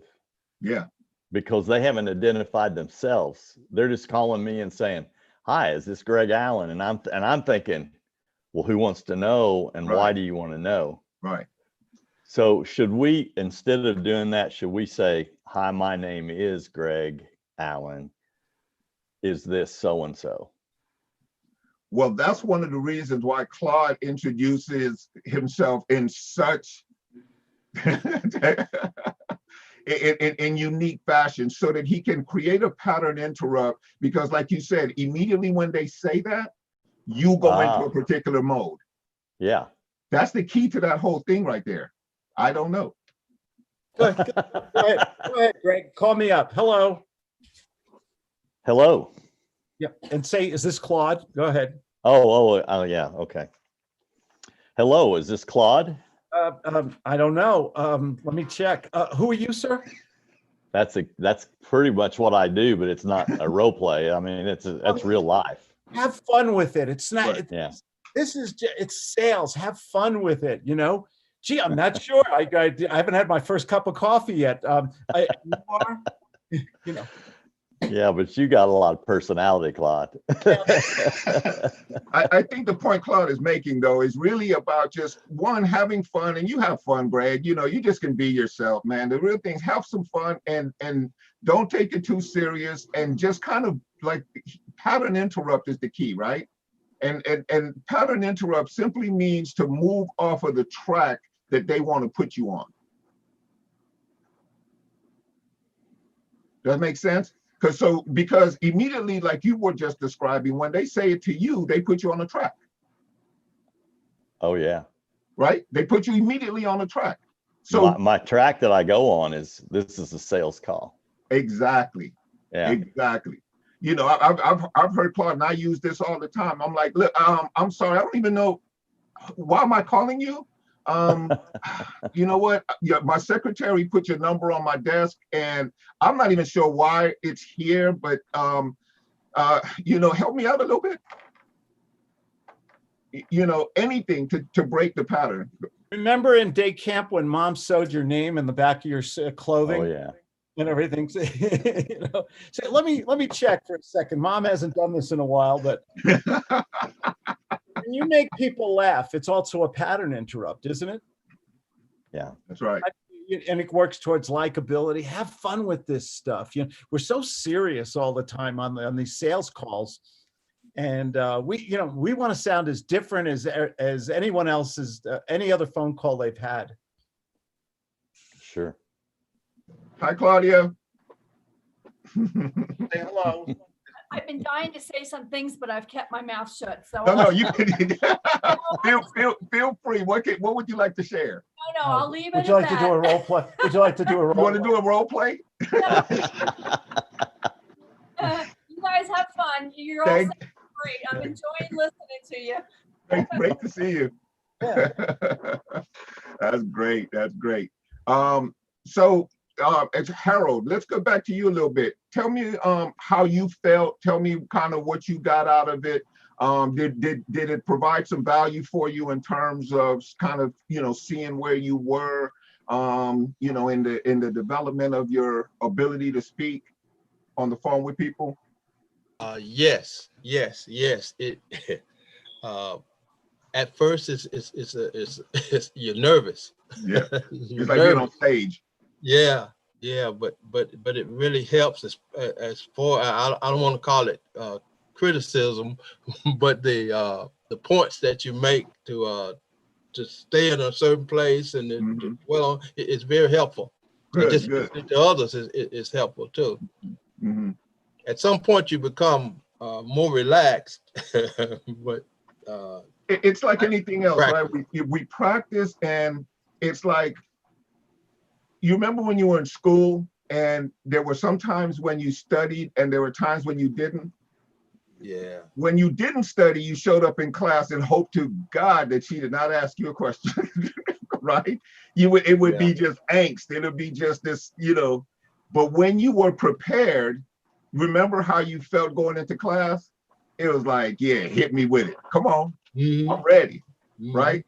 If you can get to that place in your relationship to the phone where, you're like, bring it on. I'm ready for you. What questions do you have? How can I solve your problem? And that's preparation. Yes. That's all that is, right? It's preparation. It's studying before the test. And every phone call is basically a test, right? But if you prepare beforehand, that phone call is now just, questions and answers. Exactly. Multiple choice with no wrong answers, right? Hey, Victor, I got a question. Certainly. How does anybody actually do calls right after the roll call? Do they feel like they're on a hot streak after they do the role play? I do, but does Okay. anybody else? You guys can just raise your hands or do the Just hand curious. thing. Yeah, because you kind of get you're heated up right now, right? Look at the look. Yeah. This is like, this is my warm up. This is the layup line. You know what I'm saying? Yeah. So you kind of get your you get your lather up, and then you go in and get in the game. Okay. Absolutely. So can I ask a question? Absolutely, I'm sorry. Philip.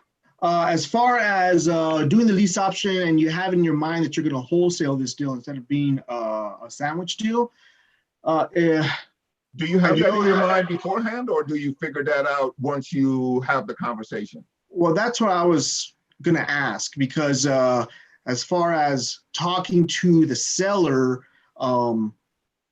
should I just be talking to the seller? I guess my question is, instead of going into presentation mode on how I'm going to get a tenant buyer and explain that whole thing to them, is there another way to not bring that up and just have it between A and B? It's me and you. I'm buying the property. I'm the one that's going to lease it, and then later on, kind of introduce the tenant buyer and the seller together, or should you just be straight up front? So that is, that's a good question, actually. I would let them know right up front that I may or may not be the tenant. Right, as far as buying and leasing it out. I have a business model, and it works as follows. Okay. So that they know that, one, they're dealing with a professional. I have a business model. Okay. Obviously, the implication is that I do this all the time. Right. Okay, so now I'm creating a certain level of comfort. Okay. Right now, because I don't want to be your first deal. Right. Nobody wants to be your first deal. Right. Okay. Yeah. So by implication, you're saying, we do this all the time. This is our model. This is how we operate. Depending on the property, if it's close enough to where you are, I may or may not be the tenant buyer. But typically, what we do is. Okay. And then you go into presentation mode. Presentation mode. Presentation mode is something, don't say that around Claude. He doesn't like that. Yeah, no, that's why I was like, well, you don't want to do that, but you have to kind of explain to them what you're doing as far as finding a tenant or getting a tenant to buy their property, right? So well, you kind of have to explain when you say explain the process, you say what we do is we put highly qualified tenants who, for whatever reason, cannot qualify for loan right now, be it time on the job, be it self-employment, whatever, and we put them in a position to close on the deal within the 18 to 24 month period in which they're highly qualified, and you'll have the first right of refusal on any tenants that we introduce. Okay. And then I've run into a person where they caught me by surprise, and I guess she has a friend She asked me, well, are you a broker? Okay. And what you're doing is you're acting as a broker. So I didn't even know what to say. And I was like, well, no, I'm not a broker. I want to lease this from you, me personally. But I might, since I'm an investor. I will be the principal on the transaction. You and I will come to an agreement, and we will put that agreement in writing. So yeah, I will be the principal on this transaction.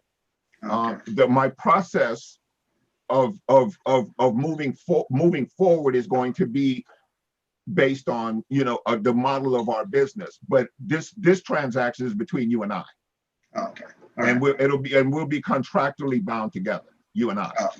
All right. Yeah, I didn't really know how to answer her. So yeah, I was like, so she had her interrupted me. Yeah.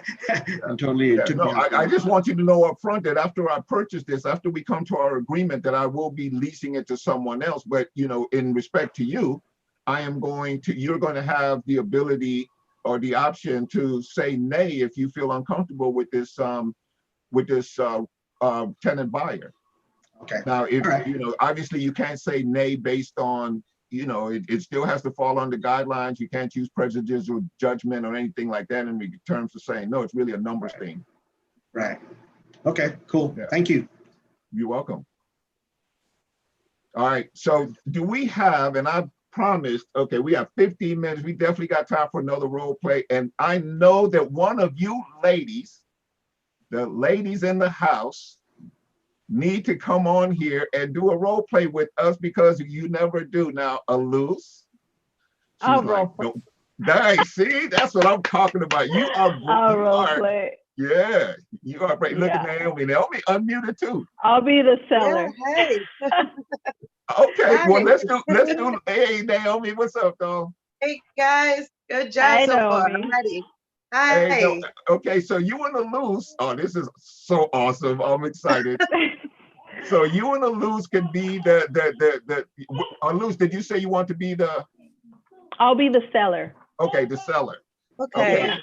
So, all right, Naomi, you get to be the buyer.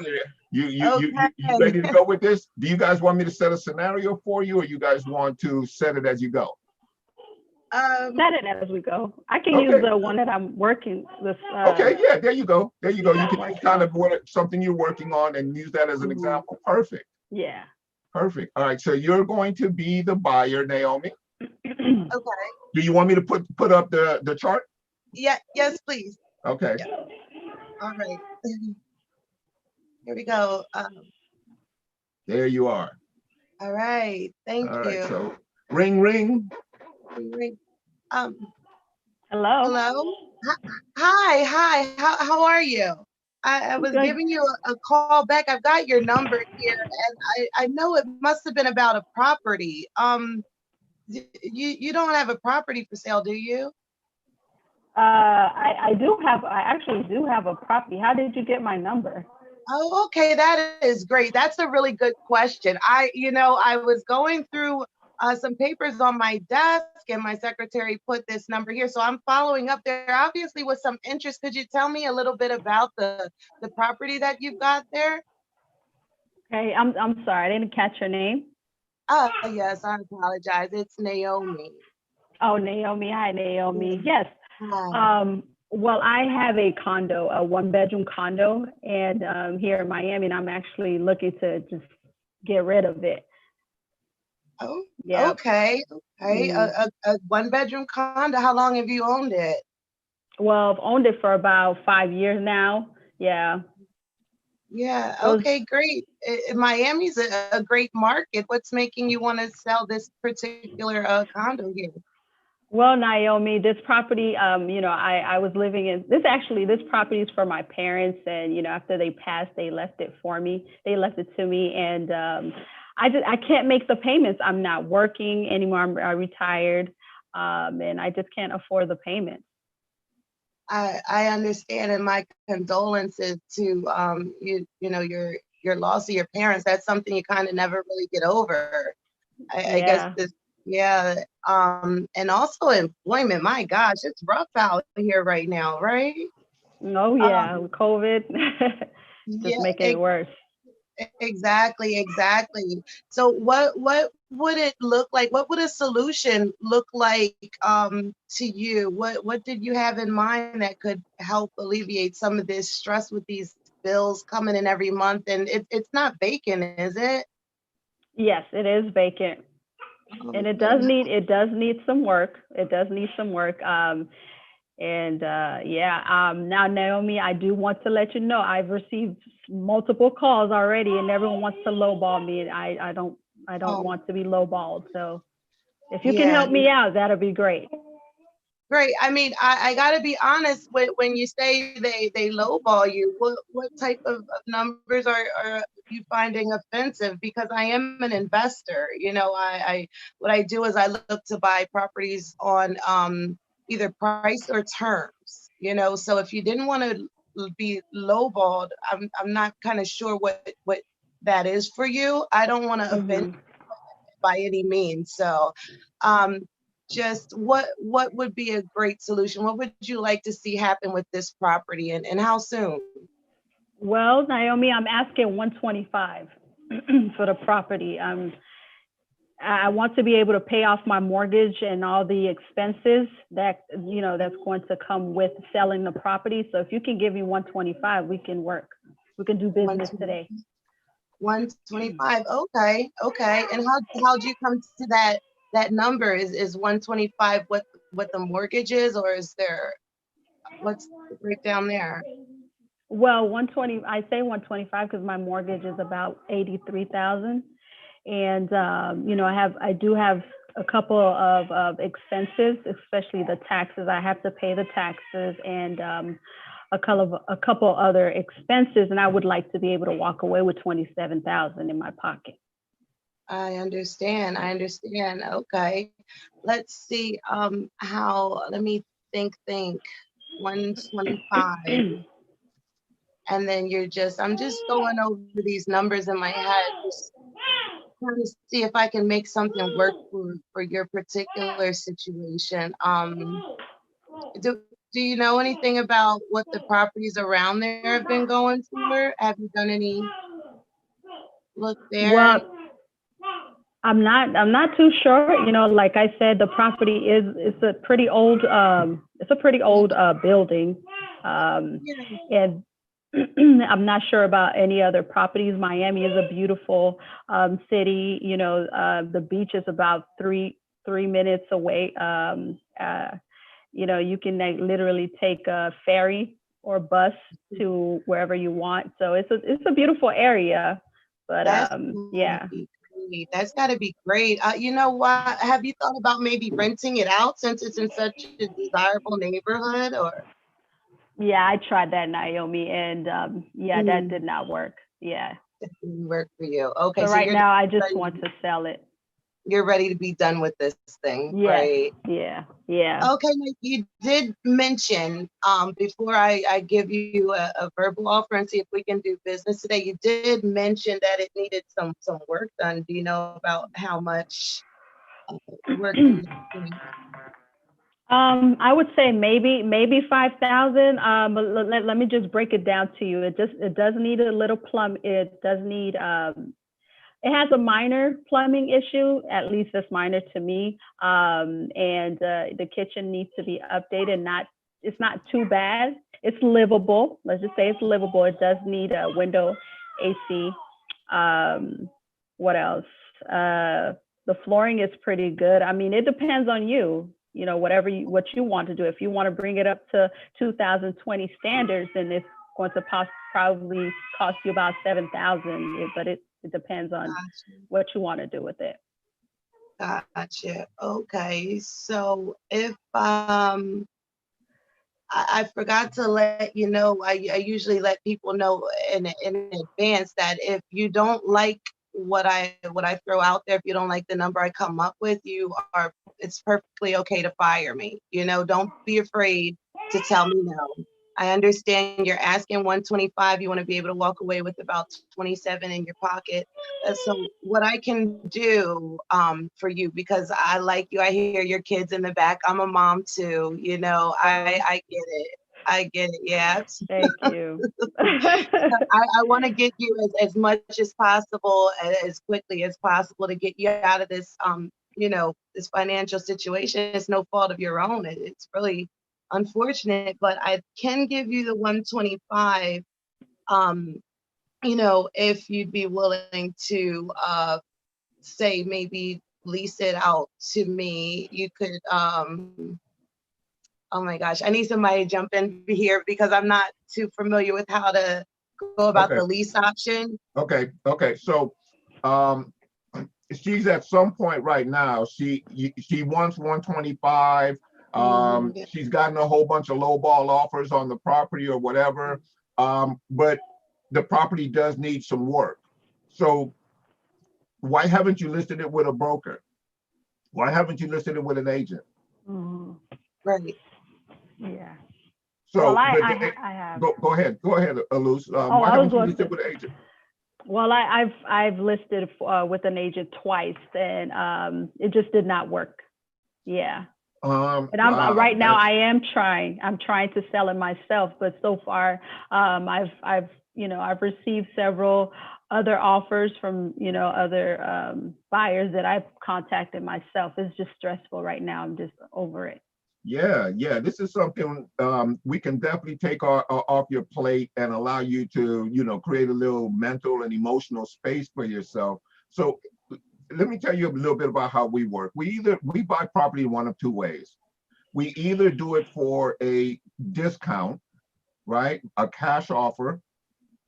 And it sounds like you've already sort of entertained that, and you didn't like where that went. And to be honest, as investors, we have to get a pretty decent discount in order to be able to go in, do the work, and then be able to extract our fee, because this is how we make our living. This is how we feed our children. You can understand that, right? So those offers, they weren't coming from a negative place. But I'm not going to go there. Is it possible that you could maybe allow me to lease the property for 3 years or so, and at the end I can actually give you full price and pay all your closing costs? Is that something you'd be willing to look at, or maybe not? Oh wow, 3 years. I don't think I have 3 years. I really want to get rid of this property. I already owe HOA fees over $2,000 already. So wow. I'm pretty, okay. Yeah, I just want to get out of it. So you're behind on HOA? Let me ask you, how much is your mortgage? The mortgage, I owe 85. I'm sorry, 83. 83. Okay, so right now, barring, not including any costs or so, you're at about 85,000 or so? Someplace around there? Yeah. Okay. Yeah. So if I was to pay all the closing costs and give you 85,000, you wouldn't walk away with any money, but your problem would be resolved. I mean, I would like to walk away with something. You said you're an investor, and I know you investors will make money on it. So if you're going to make some money, I would like to be able to make some money too. I can appreciate that. I can totally appreciate Not gonna try it. Sorry, thank you for being straight up about that. I get it. That happened. I know you guys get ready to make some money on this deal, right? You're right. That happened to me. That's the business we're in. Okay. And so you did say though that it needed about $7,000 worth of work. Mommy? You're talking about closing costs and everything else associated with. So even if you put it out at 125, somebody's gonna probably ask for a discount for the amount of the 7,000. So now we're down a little bit. Rather than go through all of the numbers and all the costs and the time associated with that, let me ask you a simple question. If I was to give you a certain number of dollars, let's say, if I can give you $2,500 and take care of everything else, where you don't have to worry about none of this stuff. I'm listening. How would that work for you? Well, can we do 35?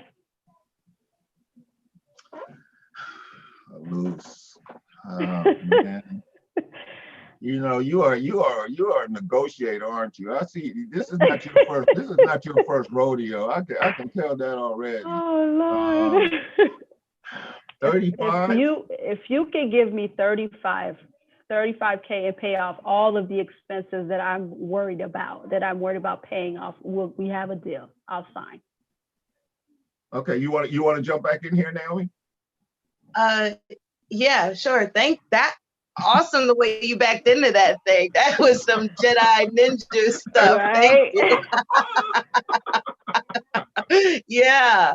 So okay, wait. I just what did you say? You said that if I could do, yeah, if I could pay off everything, you don't have to come out of any more pocket and put $2,000. And she countered me. Right. She countered me at 3,500. And I'm doing the, hard bargain, wow, you are really, you're actually really good at this, I can tell. All right. Okay. So yeah, oh man, you really are good at this. My goodness. Let me see. You drive a hard bargain. I mean, it's a great property. You said that we could have a deal at 35. Is that am I correct? I'm hearing that right? Yeah, yes. The reason why I wanted 27 is to be able to pay off, the extra expenses that goes along with selling the property. So if you can give me 3,500, I will sign today. But if you can't, then I'm sorry. I'll unfortunately have to move forward and try to sell it myself. Okay. Yeah. That I gotta tell you, I think you talked me into it. I think you talked me into it. I think congratulations. I'll be sending over the paperwork for you, and I'll follow up with you. Would you be able to jump back on a call at 5 p.m. Eastern? Would that be okay? Okay, yeah, that sounds good. And just to make sure you are the sole decision maker here, we're not going to have to find anybody else to agree with what we've already agreed on. I've got your word as a woman and as a mother. This is where we are. Yes, you got my word. Awesome. This is great. All right, thank you so much for ask her if she has any questions, any additional questions for you at this point. Make sure that she's locked in. Right. Okay. I just want to make sure if you have any other questions or concerns, is everything crystal clear? I don't want you to hang up and start thinking of things that you could have asked. And even if you do, you can always give me a call back. But is there anything else that you'd like clarity on before we go? I just want to know, how soon can we close after I sign this agreement? Will I have to wait 30 days? Well, there will be a short due diligence period. And as long as title comes back clear and everything, we will be able to close as quickly as possible, usually within 30 days. I don't like to make any, promises. Things come up, but we'll keep you informed every step of the way. And most likely it will be within the next 30 days. Sounds good. Thank you. Thank you, Naomi. Yeah. I appreciate you. Absolutely. Thank you. So we have a deal at 35. Yes, we do. All right. I'll send over the paperwork for you to sign and talk to you soon. Thank you. You're welcome. Have a good day. You forgot my email. You forgot to ask for my email. Right. I did. It's okay. Yeah, you're gonna have to call her back for her email or text her or something like that. Right. Yeah. So it's not the absolute end of the world, because you obviously have her phone number, right? Yeah. Right. Obviously, you don't know if it's a cell phone or whatever, but you can always call her back. Thank you, ladies. Yeah. That was awesome. Ladies in the house. That was awesome. Justin is gonna be mad because finally got some ladies sharing. Right. Okay, so you guys you guys want to do a little recap for yourselves? Naomi, what did you see? What did what came present to you as you were doing the role play in terms of how you felt, what you think you might need to work on? How did that show up for you? Yeah, I definitely need to work on how to present the two different options. Once I saw that she had already been lowballed and, she had a certain number in her mind, I didn't want to turn her off with the number. So I wanted to be able to give her the lease option information. I just couldn't figure out how to fit it in there the right way. And you helped out a lot with that. I'm taking notes. But she was really good. I had a lot of opportunities to bond with her, which I'm pretty good with bonding with other females. But as a female, that confidence issue when you're speaking with somebody more, I know. That's something that you need to work on. Yeah, absolutely. And what you were talking about, it's just a matter of practicing, right? Yeah. And you can role play, you and I, we can talk or do whatever. You can always role play those portions if you feel, and that's what's great about these calls is that you reveal your weaknesses, right? And so that it gives you an opportunity, if your fadeaway is weak, work on your fadeaway. Right. You know what I'm saying? That's for basketball fans. I'm laughing because that was me. My fadeaway was weak. Exactly. You know what I'm saying? You work on what you're not good at, right? So when we do the role play, just like Harold shared earlier in his role play, he immediately, upon getting actually involved in it, he saw where he could, improve. And so he knows now kind of, okay, I'm gonna go work on this right here, or this right here is a weakness that I need to shore up in order to bring my confidence to the level to where I can get on these phones and make some stuff happen. Yeah. Right. Alus, love some feedback. I mean, that was great, Naomi, because although I was, I was very, I would say I was aggressive. You did hold your own. We were able to bond a little. I would definitely, you did sound, what's the word I'm looking for? What's the word I'm looking for? You weren't too confident with what you were saying. Yeah, you did sound nervous. So I would just say, like Victor was saying, it's a matter of knowing what to say before you get on the call. Because I struggle with the same thing. I do. I tend to stutter. Sometimes I just make something up, just to kind of get the call going, or I'll just cut it short, if I'm unsure. I'm never afraid to say, I don't know. I'll find that out. And then I'll give you a call back, but I'm still learning to really bond with the sellers, So that's something I have to work on in closing as well. The confidence thing is really important. And what I want to share about the confidence thing is what you said is gold. Say you don't know with confidence. But I'll find it out for you. Right, exactly. See, because now I know that you have a direction, that exactly what it is. Even if you don't know the answer to this question, I get the sense that you are going to go get it taken care of, and you're going to handle it. Because when you have people on the phone and they're selling you their prized possession, their home, their whatever, right?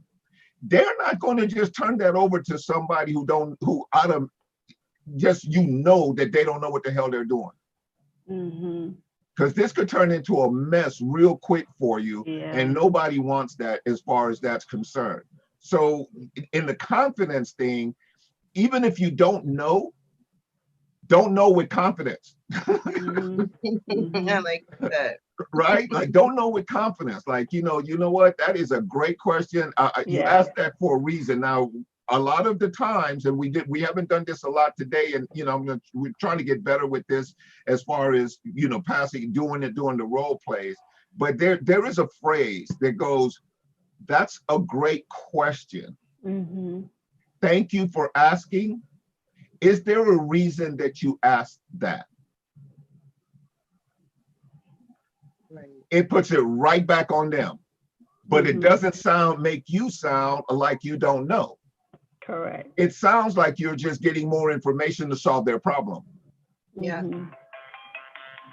Right? So it's a tactic, it's a technique for avoiding being stuck in, you know, oh, I don't know the answer to your question, or worse yet, going into presentation mode. You buy yourself some more time, because if you really think about it, if you relax and take a breath, you probably know the answer. Yeah. You probably do. You just don't know it in the moment because you're stressed out and under, you know, you're under the gun, and it's like, oh my God, you know, and your brain is like frozen and you're like, don't know what to do, right? So remember that phrase. That's a great question. I'm so glad you asked it, but is there a reason why? And if I answer that question, can we move forward? Right. Right? When they say the reason why, you probably find out that that wasn't really the question. Well, why do you ask that? Well, you know, because I had a friend who, you know, they tried to do this thing and the whole thing fell apart. The people, you know, tore up their house. Oh, I get that. That makes perfect sense. Let me tell you how we avoid that. Now you answer the question that she really or he really wants to know about, right? Is because they have a fear that maybe something had happened and that they don't want it to happen to them. Well, our clients are highly qualified. The only reason why they're not buying on the retail market is because of time on the job, or they need to get their score up to be able to qualify for the absolute best mortgage rates, or they're self-employed. And it's more difficult because they need to have a history. And that's what they do through our process. These are homeowners, not renters. Yeah. Have you ever driven down the street, and can you automatically tell which ones are the renters and which ones are the homeowners? Of course you can. Just look at the yard. Yeah. I have a question. And then in the end, when I asked if she had any other questions, she asked about the closing, how quickly you could close. What is a good way to? Oh no, you did fantastic. Your answer was exactly what your answer should have been. You didn't commit to anything less than 30 days, which I never do, because Murphy's Law. Yeah. Right? Yeah. Whatever can, will. So you never commit to less than 30 days, right? If you can close it up in 10, you just over-delivered on your you just under-promised and over-delivered. Right. That's always a win. Okay. Right. So you answered that perfectly. You didn't corner yourself. And you put the timeline out there, and you let her know that you are trying to get paid quickly too. Yeah. So you definitely gonna be pushing it. But, you know, but you don't know things, you don't know what you don't know. And things could come up. As long as the title, you actually said that. As long as the title and everything comes back clear, we shouldn't have any obstacles towards closing this really quickly. Okay. Really quickly, not 10 days. Right. Right. So that was a perfect answer. So no, you don't need any help with that. Okay. You're good.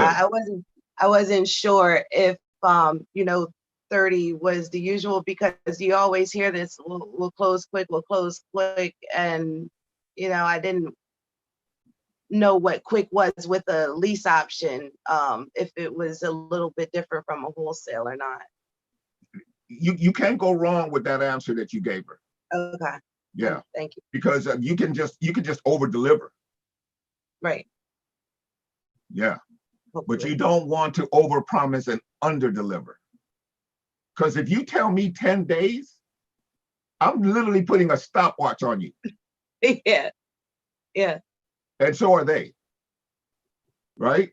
They are literally timing you like, okay, in 10 days, if this ain't closed, now the attitudes change. Now we got a problem. Now, it becomes a little messy, right? Yeah, so just avoid that whole thing altogether. The answer was perfect. Hey, you guys, it is 14 after. You guys are so unbelievably awesome. Thank you. Thanks everybody for participating today. Thanks everybody who participated in the role play. Harold, Aluz, Naomi, thank you so much for doing it. David, the man, you always, jump up in here. Everybody who's here today, let me name off some names. Let's see who's all in the house. Let's see. Naomi, obviously, Jamie, Aluz, who else we got in here? Aisha, David, Greg Allen, Harold Humphrey, Jason Elkins, Joe Lamoureux, John Alexander, Mag, everybody. Michael Goolsby, Myra Novak, Neo, Philip, Kyle, Sheila, and Waylin. All of you guys are the awesomest. And thank you guys for tuning in on Wednesdays. We'll be back again next Wednesday. Bring your questions, bring your role play, bring your game, and we're going to work on it. All right? Sounds You guys good. have Thanks, an Vic. amazing week. Thank you. You too. Take care, you guys. You're the best, man. Thanks. Thank you. Bye.